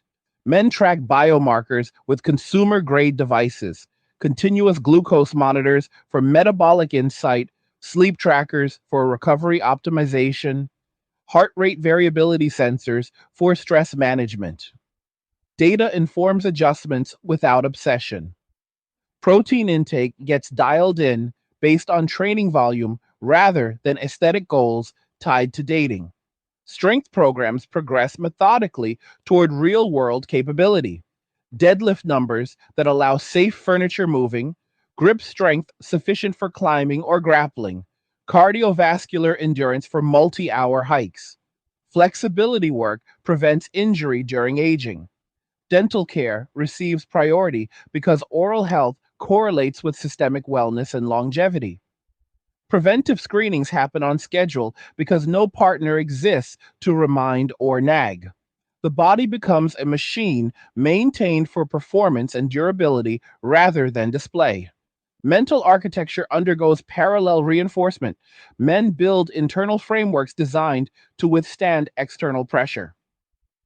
Stoic exercises become routine. Premeditation of adversity to reduce fear response, voluntary discomfort to strengthen resolve, daily reflection to extract lessons from experience. Reading lists expand beyond self help into primary sources. Marcus Aurelius, Seneca, Epictetus, modern translations of ancient texts, military history, engineering biographies, economic theory. These materials provide anchors when cultural narratives shift or attempt guilt based re engagement. Meditation evolves from occasional stress relief to daily calibration, clearing mental noise accumulated from constant information exposure. Journaling captures insights, tracks patterns, and documents progress in ways that external validation never could. The mind sharpens into a tool rather than a battlefield. Creative expression finds outlets that match this disciplined approach. Men who once dabbled now commit. A musician records full albums in home studios, distributing through independent platforms. A writer self publishes novels exploring themes of autonomy, consequence, and quiet rebellion. A woodworker builds heirloom furniture for personal use or gifting to close friends. A filmmaker produces short documentaries on male experience in the modern era, uploading to niche channels that grow steadily through word of mouth. Output increases because deadlines exist only self imposed. Feedback comes from peers who value craft over popularity. The work serves as legacy building, tangible proof of capability that outlasts fleeting relationships. Outdoor immersion deepens as both practice and philosophy. Men seek environments that demand presence and competence. Backcountry skiing teaches risk assessment and self reliance in extreme conditions. Overland expeditions require vehicle maintenance, navigation, and supply management far from help. Solo ocean sailing builds tolerance for isolation and mechanical problem solving under pressure. These pursuits strip away illusions of control while simultaneously increasing actual control through skill. Nature becomes the ultimate non judgmental arena. It rewards preparation, punishes negligence, and offers no emotional manipulation. The lessons transferred directly to daily life: anticipate variables, maintain equipment, respect limits, recover quickly. Community structures emerge organically around these interests. Local chapters form for specific activities. Overland vehicle clubs, amateur radio groups, precision shooting teams, historical reenactment societies focused on practical skills. Membership stays small and selective to preserve quality interaction. Events combine skill building with fellowship. Weekend workshops on solar power installation, group builds of community trail features, multi day training camps for wilderness survival. These gatherings provide the social nutrition once sought in dating scenes, but without romantic overhead. Bonds form through shared effort and achievement rather than attraction or status games. Loyalty endures because it rests on demonstrated character rather than promises. Economic self sufficiency reaches new thresholds as compound effects mature. Men who started redirecting dating budgets 10 years earlier now sit on portfolios that generate meaningful passive income. Dividend stocks, real estate cash flow, peer to peer lending returns, royalty streams from intellectual property, or automated online businesses create monthly inflows that cover core expenses. Financial independence arrives not as sudden windfall, but as gradual liberation. The moment baseline living costs become optional marks a psychological turning point. Work shifts from necessity to choice. Some continue high earning careers for acceleration. Others reduce hours dramatically, taking sabbaticals or pursuing passion projects full time. The freedom feels earned rather than gifted. Legacy considerations evolve beyond wealth transfer. Men invest in mentoring programs that reach boys and young men lacking positive male models. They sponsor apprenticeships in trades, fund scholarships for technical education, or create online courses teaching financial discipline and boundary setting. The motivation stems from recognition that current conditions did not arise in a vacuum. Systemic disincentives pushed millions toward withdrawal. Counterbalancing that, requires intentional transmission of practical wisdom. Mentorship happens in person or digitally. Weekly check ins, project reviews, accountability calls. The impact compounds across generations, creating networks of capable, self directed men who reinforce the same values. Women's parallel adaptations continue diversifying. Professional women climb corporate ladders faster when unencumbered by family timelines, reaching executive levels once rare. Entrepreneurial women launch businesses in sectors like wellness, education technology, creative services, and sustainable products. Some form economic cooperatives with other women, shared housing arrangements that reduce costs, joint investment pools, or business partnerships that leverage complementary skills. These structures provide security and companionship without romantic entanglement. Others pursue advanced degrees later in life, specializing in fields with strong demand and autonomy: data science, law, medicine, engineering.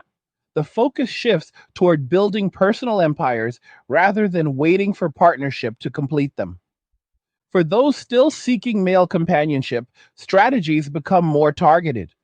International introductions gain popularity in regions where cultural incentives remain more balanced.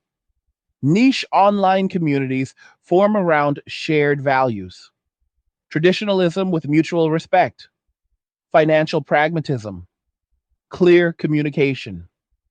Dating coaches for women pivot towards screening techniques that identify men who have not fully disengaged, or toward accepting partnership as enhancement rather than necessity. The adjustment proves challenging for many, yet some succeed by offering reciprocity that once seemed optional: emotional stability, practical contribution, genuine admiration for male achievement. Success rates remain low overall, but individual stories of mutual value relationships emerge as exceptions that prove the rule. Men's Day itself matures into a decentralized global observance. No central organization dictates celebration. Men mark it in ways that suit their circumstances: quiet reflection in mountain cabins, group feasts in urban backyards, solo adventures in remote deserts, virtual gatherings across time zones. Social media tags accumulate stories organically. Retailers release seasonal collections without aggressive marketing. Rugged apparel lines, premium tool sets, experience vouchers for shooting ranges or racetracks, high end audio gear for personal soundscapes. The day feels authentic because it emerges from bottom up behavior rather than top down imposition. The philosophical underpinning crystallizes over time. Men articulate a worldview that places individual sovereignty at the center. Freedom means not only absence of coercion, but presence of self determination.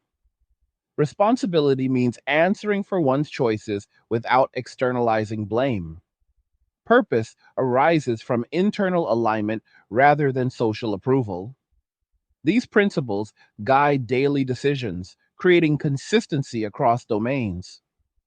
The result resembles a personal operating system: inputs filtered rigorously, outputs directed intentionally, errors corrected privately, upgrades applied continuously.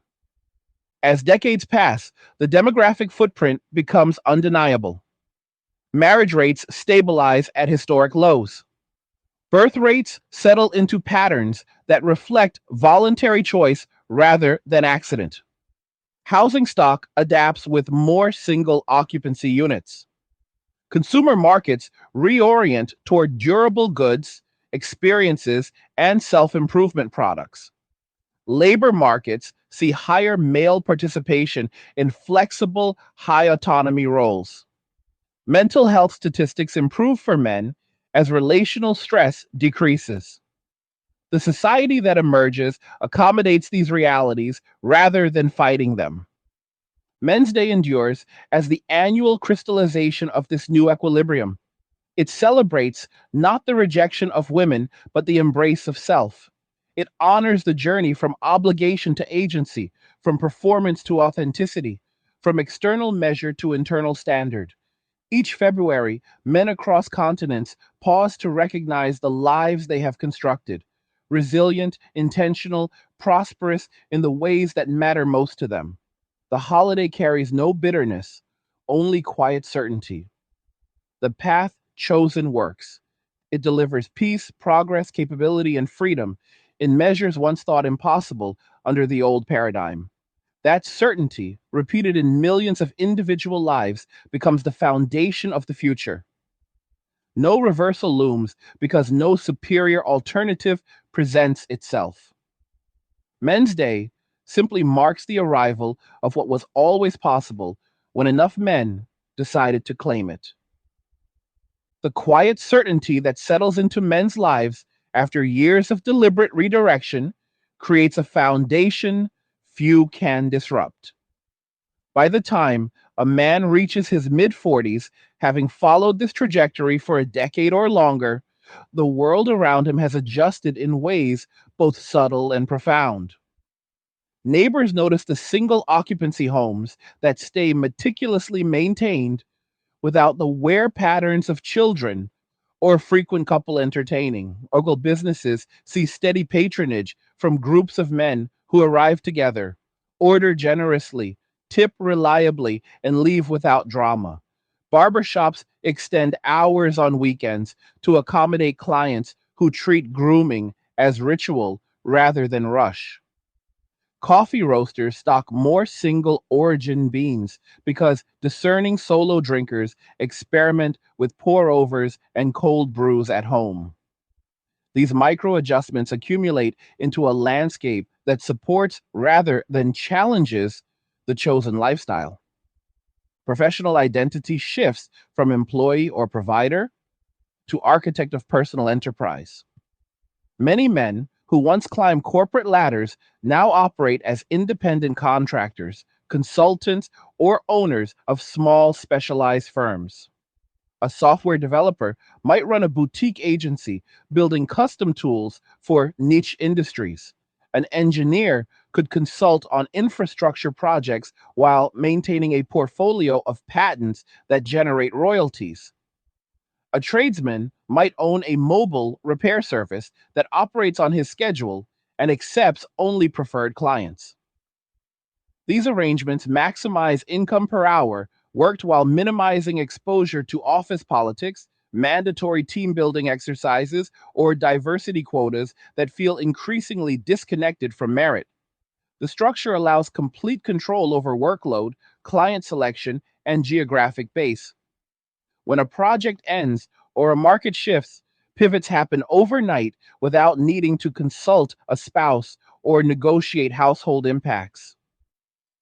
Tax strategy becomes another domain of mastery. Men study code sections relevant to self employment deductions, retirement account maximization, real estate depreciation, and opportunity zone investments.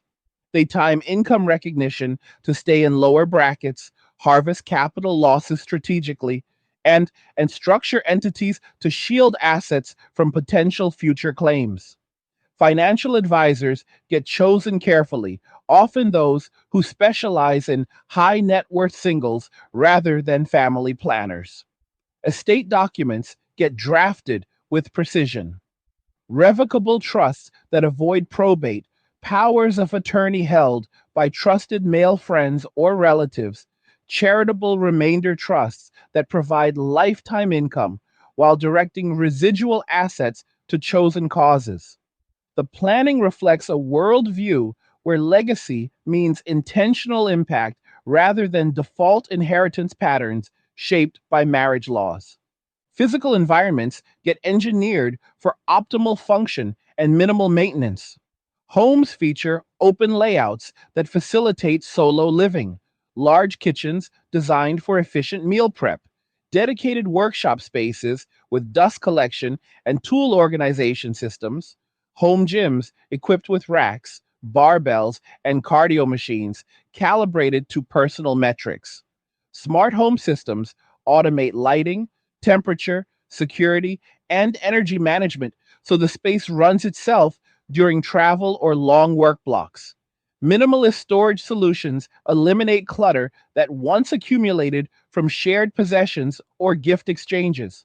Outdoor areas prioritize low upkeep native plants, automated irrigation, and functional seating for reading or training rather than decorative entertaining. Every square foot serves a purpose aligned with current priorities. Daily rhythms solidify into patterns that support peak performance across domains. Wake up times lock in between 5 and 6 in the morning for a consistent circadian alignment. Morning blocks dedicate to deep work or physical training when willpower and testosterone peak. Midday includes strategic breaks for nutrition and movement. Afternoons handle administrative tasks or client calls. Evenings belong to skill building, creative projects, or deliberate rest. Weekends follow structured freedom. Saturday mornings for long training sessions or outdoor excursions. Afternoons for errands or social commitments with male friends. Evenings for entertainment or planning the week ahead. Sunday serves as review day. Financial tracking, goal assessment, meal prep, and mental reset. The schedule feels neither rigid nor chaotic, but engineered for sustained output and recovery. Nutrition evolves into a science applied personally.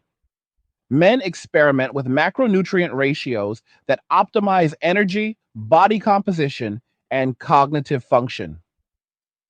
Blood work guides adjustments, thyroid panels, testosterone levels, inflammatory markers, micronutrient status. Supplements target deficiencies rather than marketing claims. Vitamin D for latitude specific needs, magnesium for recovery, omega 3s for brain health, creatine for strength maintenance. Meal timing aligns with training and work demands, often incorporating longer fasting windows that enhance mental clarity and metabolic flexibility. Cooking becomes a craft where precision yields consistent results. Temperature controlled sous vide proteins, weighed portions for exact macros, batch prepped vegetables roasted with specific spice blends. The kitchen produces food that fuels rather than comforts emotionally. Training methodologies mature beyond basic programs. Periodization becomes standard. Blocks dedicated to strength accumulation, hypertrophy, power development, or metabolic conditioning. Mobility work prevents imbalances that compound with age. Recovery protocols include sauna sessions, contrast showers, massage guns, and scheduled deload weeks. Men track progress meticulously through apps or spreadsheets, lift logs, body measurements, performance metrics on benchmark movements. The data removes guesswork and provides objective feedback. Injuries become rare because programming respects current capacity and builds progressive overload intelligently. The gym ceases to be a vanity project and becomes a laboratory for longevity and capability. Intellectual pursuits gain depth as available bandwidth increases. Men dive into complex subjects previously sidelined. Advanced mathematics for personal interest, economic history to understand current cycles, political philosophy to contextualize societal shifts, astrophysics for perspective on scale. Online courses from rigorous institutions supplement self study. Reading speed increases through deliberate practice, allowing consumption of multiple books monthly. Discussions with like minded men sharpen arguments and expose blind spots. The accumulated knowledge compounds into a worldview that resists simplistic narratives and propaganda. Social capital accumulates differently than in previous generations. Men build networks that span industries, geographies, and age groups through shared interests rather than proximity or family ties. A 45-year-old welder might maintain regular contact with a 28-year-old software engineer because they both compete in strongman events. A 52-year-old financial consultant could collaborate with a 35-year-old overland enthusiast on vehicle builds. These connections cross traditional boundaries because value flows from competence and character rather than status or romantic competition. The resulting web proves resilient. When one man faces a challenge, resources mobilize quickly from multiple directions. Risk management extends beyond finance into every domain. Men maintain multiple income streams to hedge against disruption. Emergency funds cover 18 to 36 months of lean living. Physical security includes home hardening, situational awareness training, and legal carry where permitted. Digital security features encrypted communications, hardware wallets, and regular audits of online footprints. Health insurance gets selected for catastrophic coverage with high deductibles funded by health savings accounts. Legal protections include umbrella policies, asset titling strategies, and relationships with attorneys who understand male specific risks. Preparation reduces fear because worst case scenarios lose their power when countermeasures exist. Travel becomes an extension of identity rather than escape. Men plan multi month journeys that combine work and exploration. Digital nomad stints in Southeast Asia while consulting remotely. Motorcycle tours through Patagonia with satellite communication. Sailing circuits in the Mediterranean with periodic port stops for business. Packing lists shrink to essentials. Versatile clothing, compact electronics, minimal toiletries. The ability to leave for extended periods without disruption reinforces sovereignty. Experiences accumulate as stories rather than photos for external validation. The world becomes a classroom where lessons in resilience, adaptability, and self sufficiency arrive directly. Creative legacies take concrete form. A man who spent years writing speculative fiction publishes a series that finds a dedicated readership through independent channels. Another, who mastered blacksmithing, produces custom knives sought after by collectors. A third, who documented overland, builds releases tutorial videos that generate steady ad revenue and consulting requests. These outputs serve dual purposes: personal fulfillment and proof of capability. They exist independently of approval from any single audience or partner. The work stands on its own merit. As men enter their 50s and 60s, the advantages compound visibly. Financial positions allow early semi retirement or selective continuation of high value work. Health markers remain strong through decades of consistent habits. Social networks provide companionship without obligation. Intellectual depth offers perspective that buffers against cultural noise. Physical capability permits continued adventure. Long distance hiking, weightlifting records in masters divisions, skill acquisition in new domains. The life trajectory looks not like decline, but sustained ascent in chosen metrics. Women's adaptations reach their own equilibrium. Many achieve financial independence through career or entrepreneurship, often surpassing male counterparts in certain high demand fields. Networks of professional women create support systems that rival traditional families in practical help. Shared childcare rotations for those who parent solo. Investment clubs. Emergency housing swaps during relocations. Some form intentional communities where multiple women co own property and share resources. Romantic pursuit becomes selective rather than default, with many accepting singledom as the statistically likely outcome. Those who partner often do so later, with clearer boundaries and mutual contribution expectations. The cultural narrative around female independence solidifies. Success measured by personal achievement rather than relational status. Men's Day evolves into a recognized marker of this dual reality. It functions as both personal checkpoint and collective acknowledgement. Men use the day to audit progress, net worth growth, strength gains, completed projects, strengthened relationships with male kin and friends. Some write letters to their younger selves, documenting lessons learned. Others host low key summits where experienced men share tactical knowledge with newcomers. Retailers continue catering with precision. Limited run gear drops, experience packages, premium consumables. The observance feels earned because it reflects actual lives built over years. The philosophical core remains unchanged, yet deepens with time. Sovereignty is not isolation, but chosen association. Freedom is not license, but responsibility for consequences. Purpose emerges from alignment between action and internal values. These convictions guide decisions large and small, creating coherence across decades. The result is a life that feels authored rather than endured. Society continues adjusting.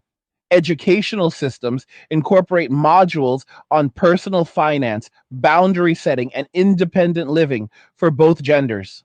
Housing policy shifts toward flexible ownership models suitable for solo dwellers. Labor laws evolve to recognize contractor status with appropriate protections. Mental health frameworks expand beyond relationship focused therapy to address autonomy related challenges. The culture gradually normalizes what once seemed radical. Men's Day stands as the annual proof that the experiment succeeded. Millions of individual choices coalesced into a viable alternative path. It demonstrates that men can thrive, indeed flourish, when released from roles that no longer serve mutual benefit. The holiday carries forward the message that peace, capability, and self direction represent legitimate ends in themselves. Each February reinforces that this way of being delivers results superior to the old default for those who claim it fully. The future continues unfolding along these lines because the incentives align internally rather than externally imposed. Men's Day is no longer a reaction. It is simply the way things are now for a growing portion of men worldwide. The transformation solidifies into a form of quiet dominance that operates beneath the surface of everyday society. By the point men have lived this way for 15 or 20 years, their presence becomes a kind of gravitational force that others feel without fully understanding. Younger men entering the workforce or social scenes encounter role models who radiate calm certainty rather than the anxious striving that once characterized male behavior in mixed company. These older men do not lecture or recruit. They simply exist as proof that an alternative works better. A 48-year-old who owns three paid off rental units, trains 5 days a week at a level most 20 somethings cannot match, travels internationally several times a year on his own terms, and maintains a circle of 10 to 12 close male friends he has known for over a decade, becomes a living benchmark. Younger men watch how he handles conversations, how he deflects intrusive personal questions with humor and redirection, how he spends money only on what genuinely enhances his life. The example proves more persuasive than any argument. This gravitational pull reshapes informal hierarchies within male spaces. In gyms, shooting ranges, automotive shops, and online forums, status derives from demonstrated competence rather than income displays, relationship status, or social media metrics. A man who can diagnose and repair complex engine issues, deadlift 4 times his body weight, explain macroeconomic cycles with clarity, or build a functional off grid solar setup earns automatic respect. The currency is skill applied consistently over time. Bragging about past conquests or current dating prospects draws eye rolls or polite disengagement because those metrics no longer carry weight. Instead, men compare notes on compound annual growth rates of investment portfolios, progression in strength standards across age brackets, efficiency improvements in daily routines, or lessons extracted from recent failures. The atmosphere stays competitive in the best sense. Each person pushes the group higher through example rather than trash talk. Economic ecosystems adapt in specialized ways around this demographic. Boutique financial services emerge, catering exclusively to high autonomy men, advisors who structure portfolios with asset protection trusts, international banking relationships that minimize jurisdictional risk, cryptocurrency custody solutions with multi signature requirements, and tax optimization strategies that assume no spousal income splitting. Insurance products evolve to cover single person catastrophic scenarios without family riders that inflate premiums unnecessarily. Real estate investment groups form syndicates where members pool capital for larger deals while maintaining individual ownership fractions that avoid joint liability. These arrangements allow participation in high value opportunities without the legal entanglements that marriage or cohabitation once introduced. The ecosystem grows because the customer base proves reliable. Consistent savers, disciplined spenders, low default risk, high lifetime value. Urban planning begins reflecting the reality of sustained single male occupancy. Developers construct buildings with floor plans optimized for one or two residents, larger primary bedrooms with attached offices or training spaces, kitchens designed for serious cooking rather than entertaining, storage solutions that prioritize gear over decorative items, soundproofing between units to accommodate late night work or gaming sessions. Amenities shift toward individual performance like private lap pools, climbing walls, heavy bag rooms, recovery saunas, and co working lounges with high speed dedicated lines. Common areas encourage brief, purposeful interaction rather than prolonged socializing. Rooftop spaces feature modular zones for barbecuing, stargazing telescopes, or group calisthenics rather than couple oriented lounges. The design philosophy treats residents as sovereign units rather than potential family formations. Transportation preferences crystallize around freedom and efficiency. Many men gravitate toward vehicles that emphasize capability over status signaling. Overbuilt four-wheel drive trucks with recovery gear, adventure motorcycles equipped for long distance touring, electric bicycles for urban mobility, or compact electric cars that minimize fuel and maintenance costs. Ownership models diversify. Outright purchase for those who value equity. Subscription services for those who prefer zero long term commitment, or fractional ownership of high end machines like sports cars or boats used sporadically. The common thread remains control. No cosigners, no shared titles, no disputes over usage rights. Maintenance becomes another expression of self reliance. Many learn basic mechanical work or maintain relationships with trusted independent shops that prioritize quality over volume. Fashion follows function rather than trend cycles. Wardrobes consist of durable, versatile pieces built to last.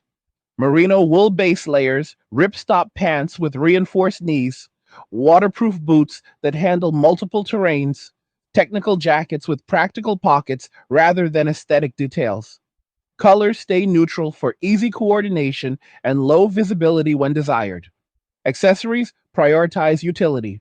Watches with lume and high water resistance for low light conditions, wallets with RFID blocking, multi tools carried daily, backpacks designed for load distribution during extended carries.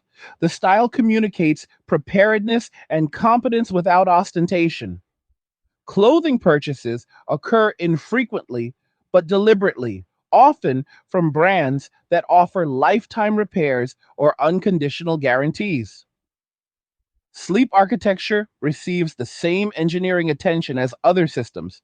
Bedrooms become optimized sanctuaries, blackout curtains on motorized tracks, white noise generators tuned to personal frequency preferences, mattresses selected after pressure mapping analysis, temperature controlled bedding systems that maintain exact degrees throughout the night, pre sleep routines standardized, blue light blocking 2 hours before bed, magnesium supplementation, consistent wind down reading of physical books rather than screens. Wake up protocols eliminate snooze cycles through gradual light simulation and immediate movement. The result shows in consistent energy levels across the day and reduced reliance on stimulants. Men track sleep metrics religiously because they understand that recovery quality determines everything else. Cognitive enhancement practices move beyond basic nootropics into structured protocols. Men experiment with evidence based stacks, lion's mane and bacopa for neurogenesis support, L-theanine and caffeine for focus attention windows, rhodiola and ashwagandha for adaptogenic stress buffering. Intermittent hypoxia training through controlled breath hold work improves cerebral oxygenation. Dual and back training maintains working memory capacity. Speed reading courses combined with active recall techniques accelerate knowledge acquisition. The goal remains functional superiority rather than chasing peak states for their own sake. Cognitive reserves built this way provide buffer against age related decline and maintain decision making clarity under pressure. Resilience training becomes systematic rather than incidental. Men deliberately expose themselves to controlled stressors. Cold plunges starting at 3 minutes and progressing to 15. Heat exposure in saunas followed by cold contrast. Extended fasts that reset metabolic signaling. Voluntary public speaking in low stakes environments to maintain social calibration without romantic motive. These practices build anti fragility, systems that improve under stress rather than merely withstand it. The mindset extends to financial stress testing, running worst case portfolio simulations annually, maintaining cash reserves that allow walking away from any situation, keeping skill sets current enough to re enter any market quickly. The overall posture becomes one of calm readiness rather than reactivity. Legacy transmission takes increasingly structured forms. Men create private academies or mentorship cohorts where they teach younger men the full stack: financial architecture, physical optimization, boundary enforcement, philosophical grounding, risk modeling. Sessions cover practical topics: how to read a balance sheet, how to program progressive overload, how to draft an ironclad operating agreement, how to spot manipulation tactics in conversation. The curriculum evolves based on real world feedback from participants. Some men fund scholarships that require mentees to maintain specific performance standards in academics, fitness, and entrepreneurship. The investment pays dividends through strengthened communities and reduced future societal drag from disoriented young men. Women's strategies continue diversifying in response to the same realities. High achieving women increasingly opt for parallel paths, building wealth through scalable businesses, investing in income producing assets, forming professional alliances that function like chosen families.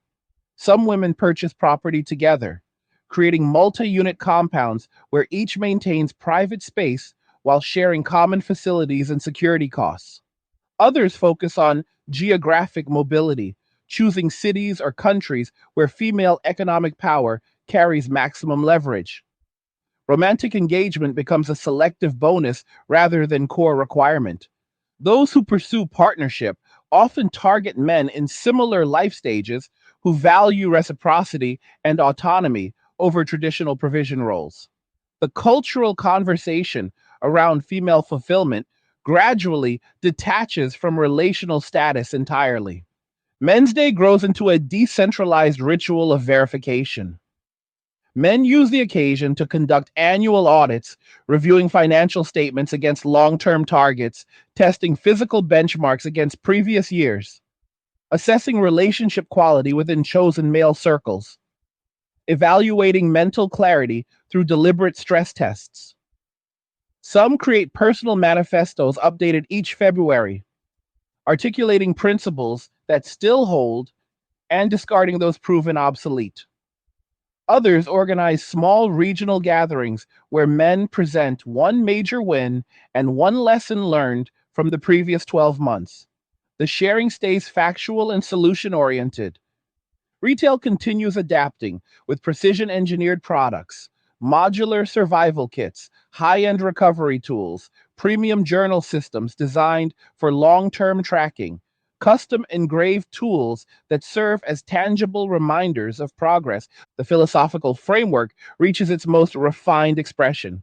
Sovereignty means owning the full consequences of every decision without diffusion or blame shifting. Agency means acting from internal locus of control rather than reacting to external demands. Integrity means alignment between thought, word, and action across all domains. These axioms guide behavior so consistently that deviation feels immediately discordant.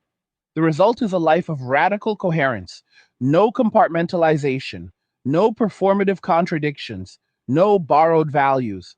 Decisions become faster and cleaner because they flow from a unified center. Society at large continues its slow recalibration.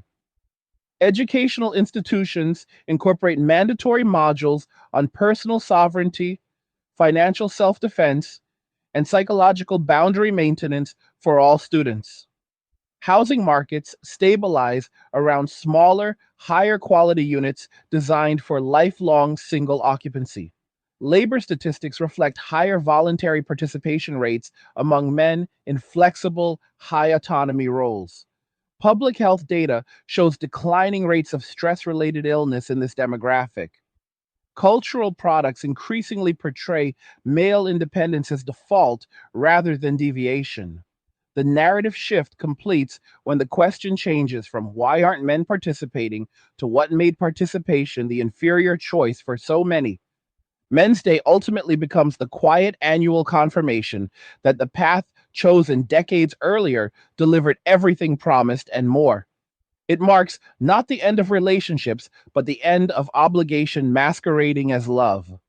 It celebrates the construction of lives where peace is structural rather than occasional, where progress compounds without interruption, where capability increases rather than plateaus, where freedom expands rather than contracts with age.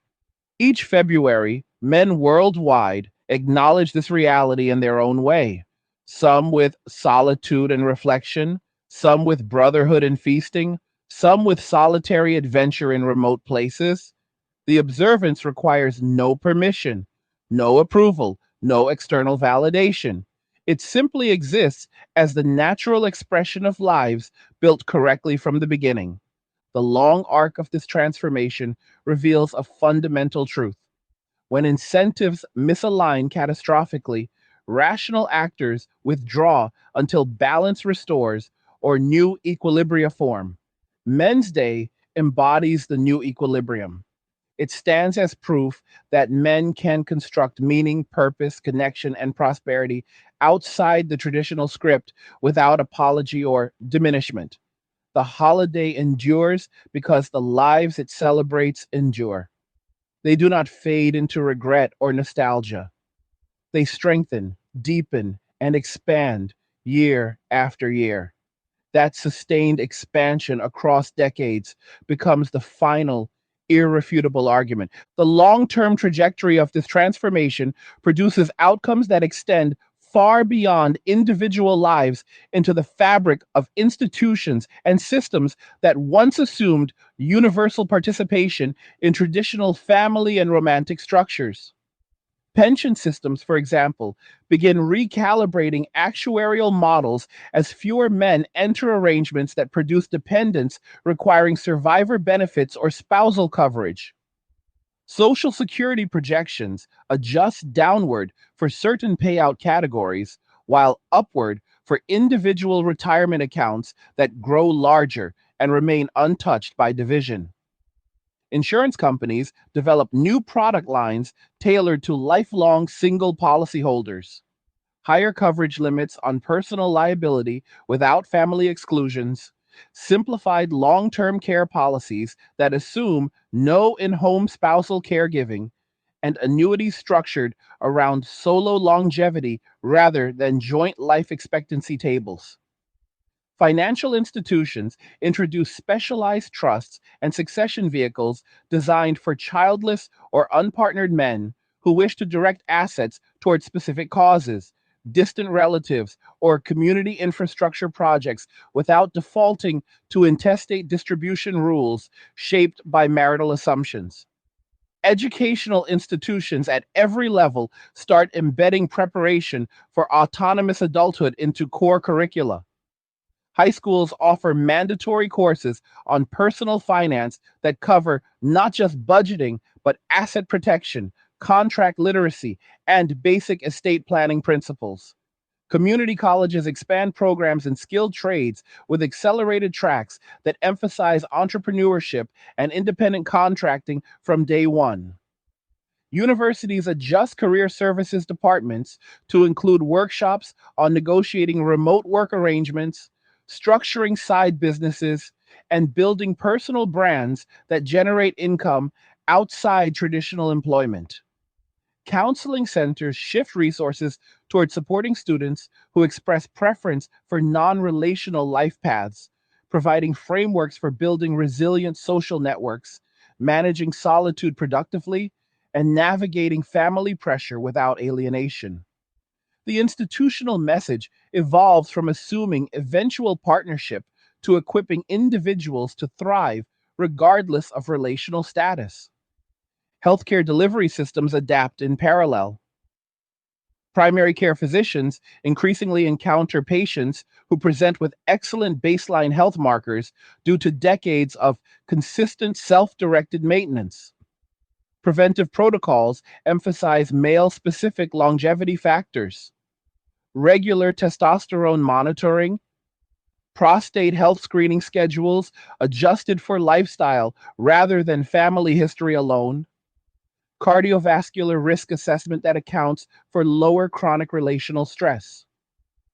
Mental health providers develop specialized tracks for men who experience isolation not as pathology, but as chosen condition, focusing on optimization of chosen social structures rather than attempts to reorient toward romantic connection.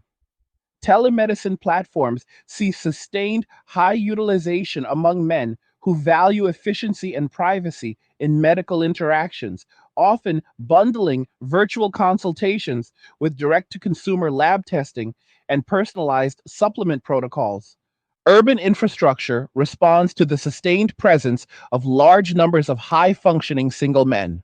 Cities invest in expanded public recreation facilities that cater to individual or small group use.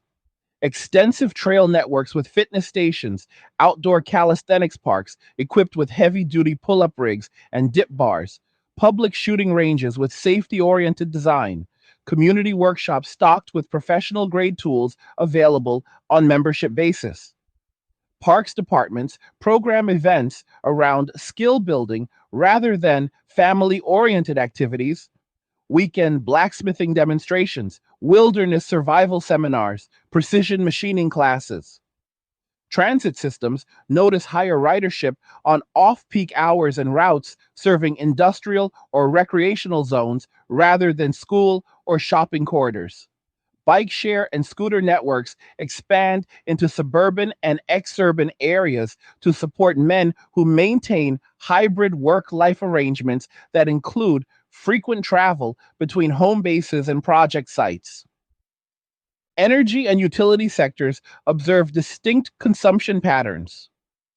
Single occupancy homes with engineered efficiency use less overall power than multi person households, but peak differently. Higher daytime loads from home offices and training equipment, Sustained evening usage from personal entertainment systems, lower overnight draw due to optimized sleep environments.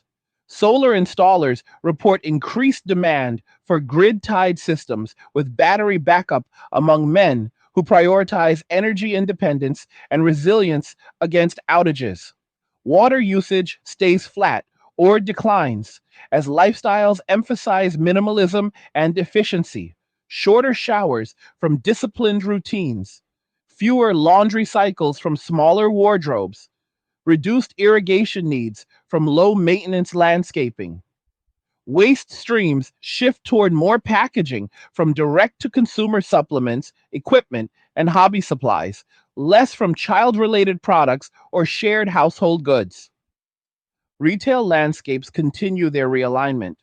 Big box stores dedicate larger sections to categories once considered niche: heavy duty storage solutions for gear organization, premium tool chests with modular systems, high capacity power stations for off grid capability, tactical clothing lines built for durability rather than fashion. Specialty retailers thrive by focusing on male centric performance verticals. Precision optics for hunting and long range shooting, custom audio setups for personal listening environments, high end camping and overland equipment that supports extended solo or small group expeditions. Online marketplaces see explosive growth in categories like custom knife making supplies, reloading components, vintage motorcycle restoration parts, and rare book dealers specializing in technical and philosophical first editions. The purchasing behavior remains deliberate: fewer impulse buys, longer research periods, higher average transaction values, stronger brand loyalty to companies that respect customer autonomy. Media consumption patterns diverge markedly from previous generations. Men gravitate toward long form content that rewards sustained attention. Documentary series on engineering history, philosophy lectures from primary sources, technical deep dives into systems design, military campaign analyses that emphasize logistics and decision making under uncertainty. Podcast libraries fill with episodes exceeding 2 hours, often structured as masterclasses rather than casual conversation. Reading habits favor physical books for deep comprehension and marginalia, with digital formats reserved for quick reference or current events tracking. Streaming choices prioritize content free of forced romantic subplots or domestic drama. Survival shows focused on skill execution, restoration programs that document craftsmanship, travel series centered on solo or male group exploration. The common thread remains intellectual or practical nourishment without emotional manipulation. Intergenerational dynamics shift as fathers and grandfathers who follow traditional paths observe sons and grandsons building lives that appear more stable and expansive. Initial tension often arises from generational mismatch. Older men who sacrificed heavily, assuming the provider role, sometimes struggle to comprehend why younger men decline the same path. Over time, many come to respect the results they witness: financial security achieved earlier, health maintained longer, freedom preserved rather than traded away. Family gatherings evolve to accommodate these differences. Conversations steered toward shared interests: tools, vehicles, historical events, technical innovations, rather than relational status or grandchildren timelines. Respect flows both directions when older men see younger ones applying discipline and foresight they may have lacked opportunity to develop in their own youth. Cross cultural exchanges accelerate as men seek environments that align more closely with their values. Digital nomad visas in countries like Portugal, Estonia, Malaysia, and Costa Rica attract men who can earn Western level income while enjoying lower cost and favorable tax treatment. Communities form in these locations, small clusters of men who train together, share resources for group purchases, collaborate on remote projects, and maintain physical distance from traditional tourist or expat scenes. These enclaves function as testing grounds for full sovereignty, collective bargaining for better housing terms, joint ownership of workshop spaces, organized security rotations, shared knowledge bases on local regulations and opportunities. The model spreads through word of mouth and private forums, creating a loose global network of high functioning autonomous men. Scientific research gradually catches up to lived experience. Longitudinal studies begin tracking cohorts of men who deliberately avoided traditional partnership, comparing health span, wealth accumulation, cognitive performance, and subjective well being against matched controls who followed conventional paths. Early findings suggest superior outcomes in several domains: lower incidence of stress, cardiomyopathy, higher bone density from consistent heavy loading, better lipid profiles from disciplined nutrition, reduced all cause mortality risk after age 60 due to sustained physical activity and social connection through chosen structures.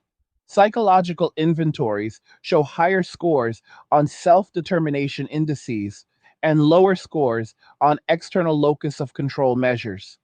These data points begin entering academic discourse, challenging narratives that framed male withdrawal as dysfunction rather than adaptation.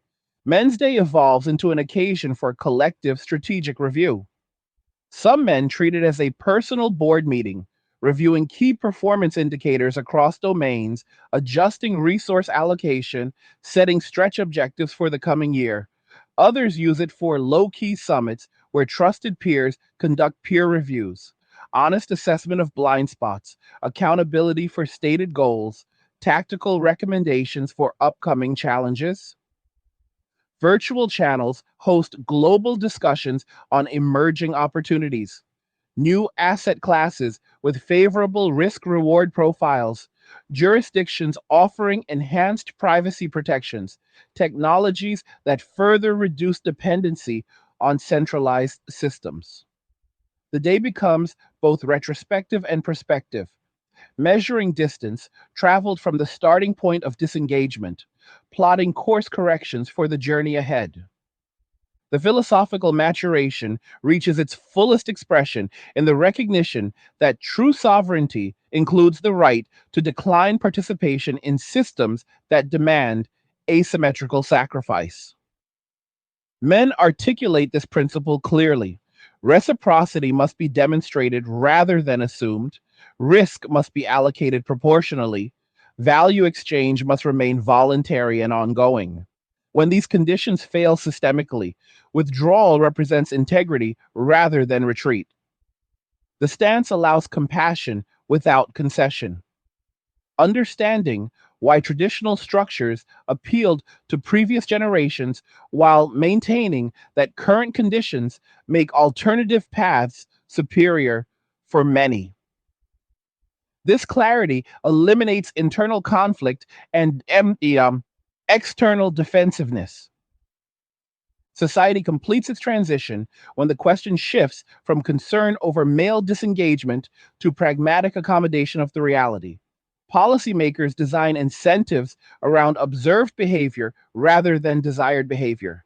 Tax structures that reward individual capital formation, housing policies that prioritize quality over quantity, educational reforms that prepare for autonomy first and partnership optionally. Cultural production increasingly reflects lives built on self direction. Protagonists who achieve fulfillment through mastery and chosen connection rather than romantic resolution. The narrative normalizes what once seemed exceptional. Men's Day ultimately functions as the annual reaffirmation that this equilibrium delivers superior outcomes across measurable domains. It celebrates lives engineered for resilience, capability, coherence, and expansion. Each observance reinforces the central truth. When men claim full agency over their time, resources, bodies, minds, and futures, the result is not diminishment but multiplication. The holiday endures because the reality it commemorates proves more robust, more adaptive, and more satisfying than the alternative it replaced. February becomes synonymous with verification. Another year of compounding progress, another cycle of deliberate construction, another confirmation that the decision to walk away opened the door to something demonstrably better. The culmination of this decades long shift manifests in the emergence of entirely new social architectures that men construct and maintain with the same precision they apply to every other domain of life. These architectures serve as the final layer of insulation and amplification for the autonomous existence they have chosen. Private networks evolve beyond casual friendships into structured alliances that function almost like fraternal orders without the ceremonial excess. Membership remains invitation only, based on demonstrated reliability, competence, and alignment with core principles of reciprocity and non interference. These groups maintain encrypted communication channels, regular in person summits in neutral locations, shared resource pools for emergency mutual aid, and collective intelligence systems that aggregate knowledge on legal developments, investment opportunities, jurisdictional advantages, and risk mitigation strategies. When one member encounters a challenge, whether medical, financial, legal, or logistical, the response mobilizes rapidly and efficiently. The structure mirrors the kind of mutual support once provided by extended families, but operates without the emotional overhead or power imbalances that often undermine those systems. These alliances extend geographically. Men maintain residences in multiple jurisdictions, each optimized for specific purposes. One primary base in a low tax, high privacy state or country for wealth accumulation and daily living, a secondary property in a temperate climate for seasonal recovery and training, a tertiary urban pied a terre for business access and cultural exposure. Mobility infrastructure supports seamless transitions.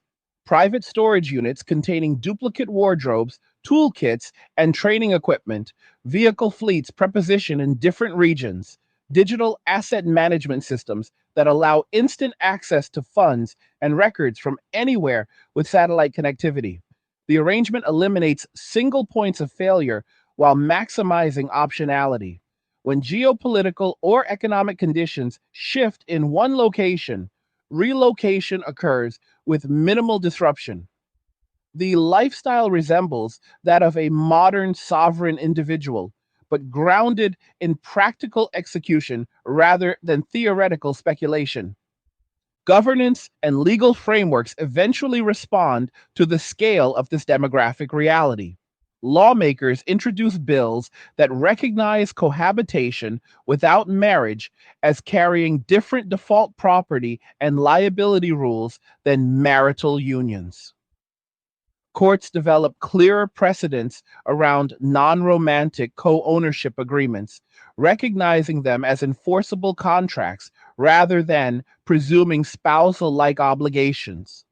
Family law reforms begin separating child support calculations from alimony assumptions when no marriage existed, reducing incentives for strategic litigation. Privacy legislation strengthens protections against unauthorized recording of private conversations in public spaces, acknowledging the chilling effect on ordinary male behavior. These changes arrive slowly, often driven by fiscal necessity rather than ideological conversion. Governments facing shrinking tax bases and entitlement shortfalls find it pragmatic to accommodate rather than resist a large, productive, low friction segment of the population. Demographic statistics eventually reflect the permanence of the shift. Marriage rates stabilize at levels once considered crisis territory, around 20 to 25% of adults ever marrying. Birth rates settle into a range that requires immigration to maintain population stability in many Western nations. Average household size drops below two in urban areas dominated by this cohort. Life expectancy gaps narrow or reverse in favor of never married men due to lower cortisol exposure, consistent exercise adherence, and proactive health management. Wealth concentration among single men in their 40s through 60s becomes statistically significant, with median net worth surpassing that of married peers after adjusting for household size. These numbers cease to generate panic headlines and instead enter policy discussions as neutral facts requiring adaptation rather than reversal. Cultural memory of the old Valentine's Day paradigm fades into historical curiosity.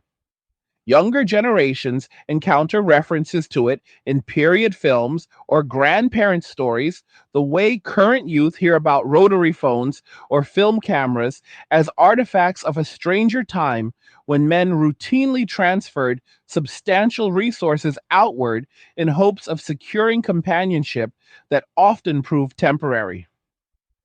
The holiday itself, stripped of romantic expectation, becomes a quiet marker on the calendar, a day when men assess progress, strengthen alliances, acquire meaningful upgrades, or simply rest in the certainty that their lives belong entirely to them. Retailers maintain modest promotions focused on tools, experiences, personal upgrades without the aggressive couple oriented marketing of previous decades. The cultural space, once occupied by romantic pressure, fills with content celebrating mastery, documentaries on self taught polymaths, profiles of men who built fortunes through disciplined compounding, series exploring extreme environments navigated solo or in small, trusted teams. The psychological profile of men living this way stabilizes into a distinct archetype. They exhibit high internal locus of control, low neuroticism, elevated conscientiousness, and moderate to high openness to experience, channeled toward productive ends rather than novelty seeking.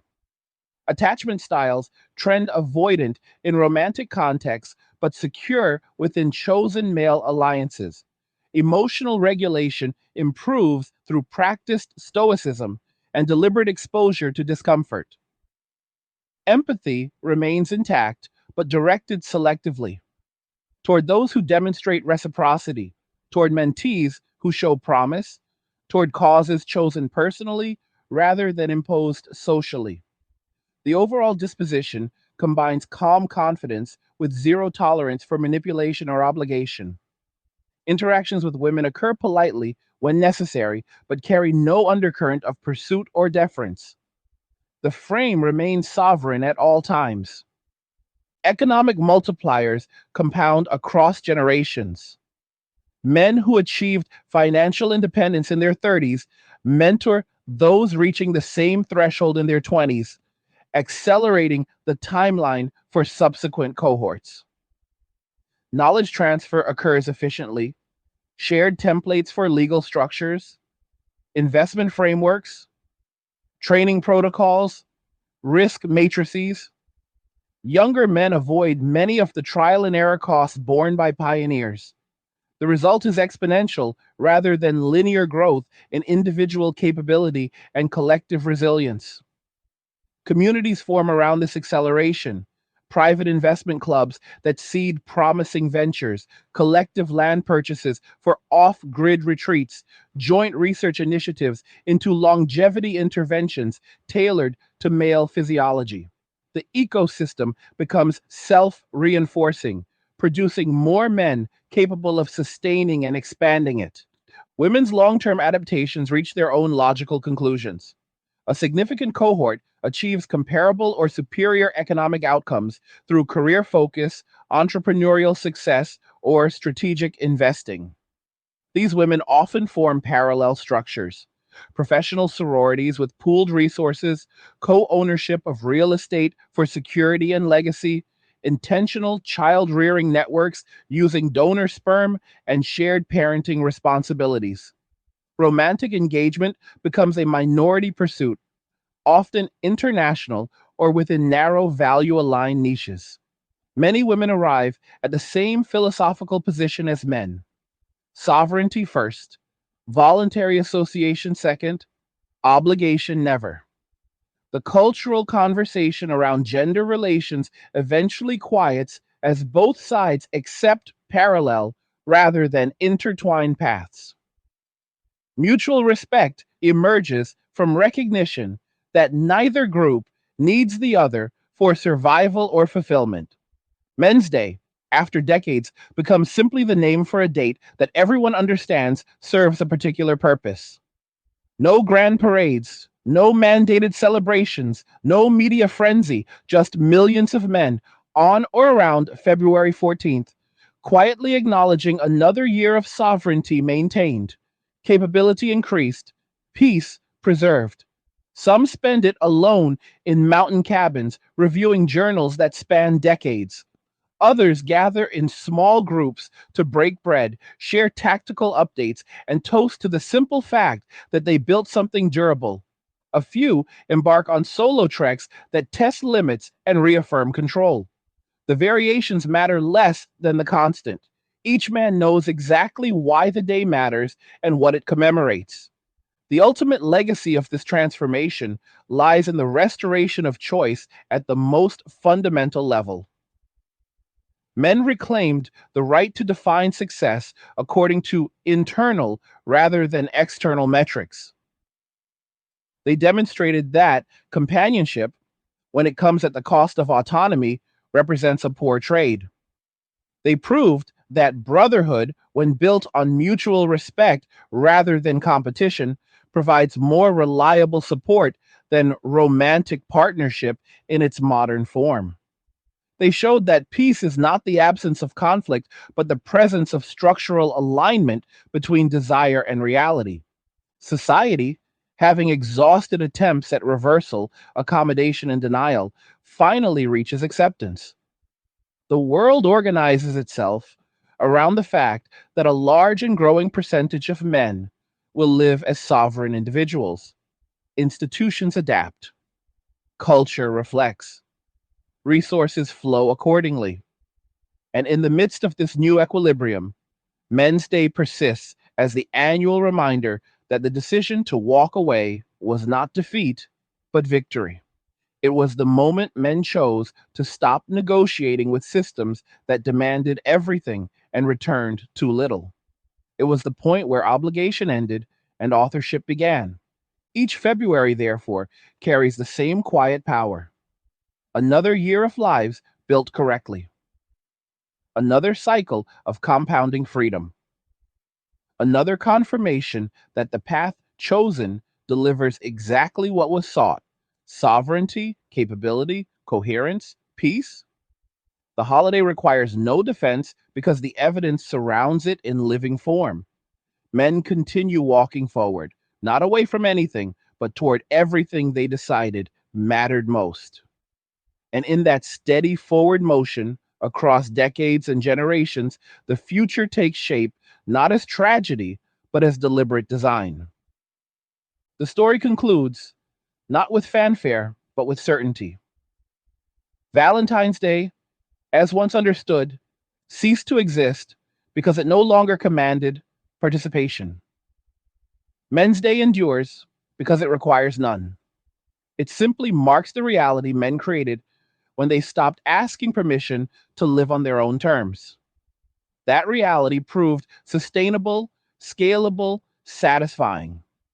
It required no one's approval to thrive. It asks none now. If you have made it this far, congratulations. You are officially part of the 2 hour gang. You stuck with this the whole way through. No skipping, no distractions, just pure focus from start to finish. That level of commitment is rare these days.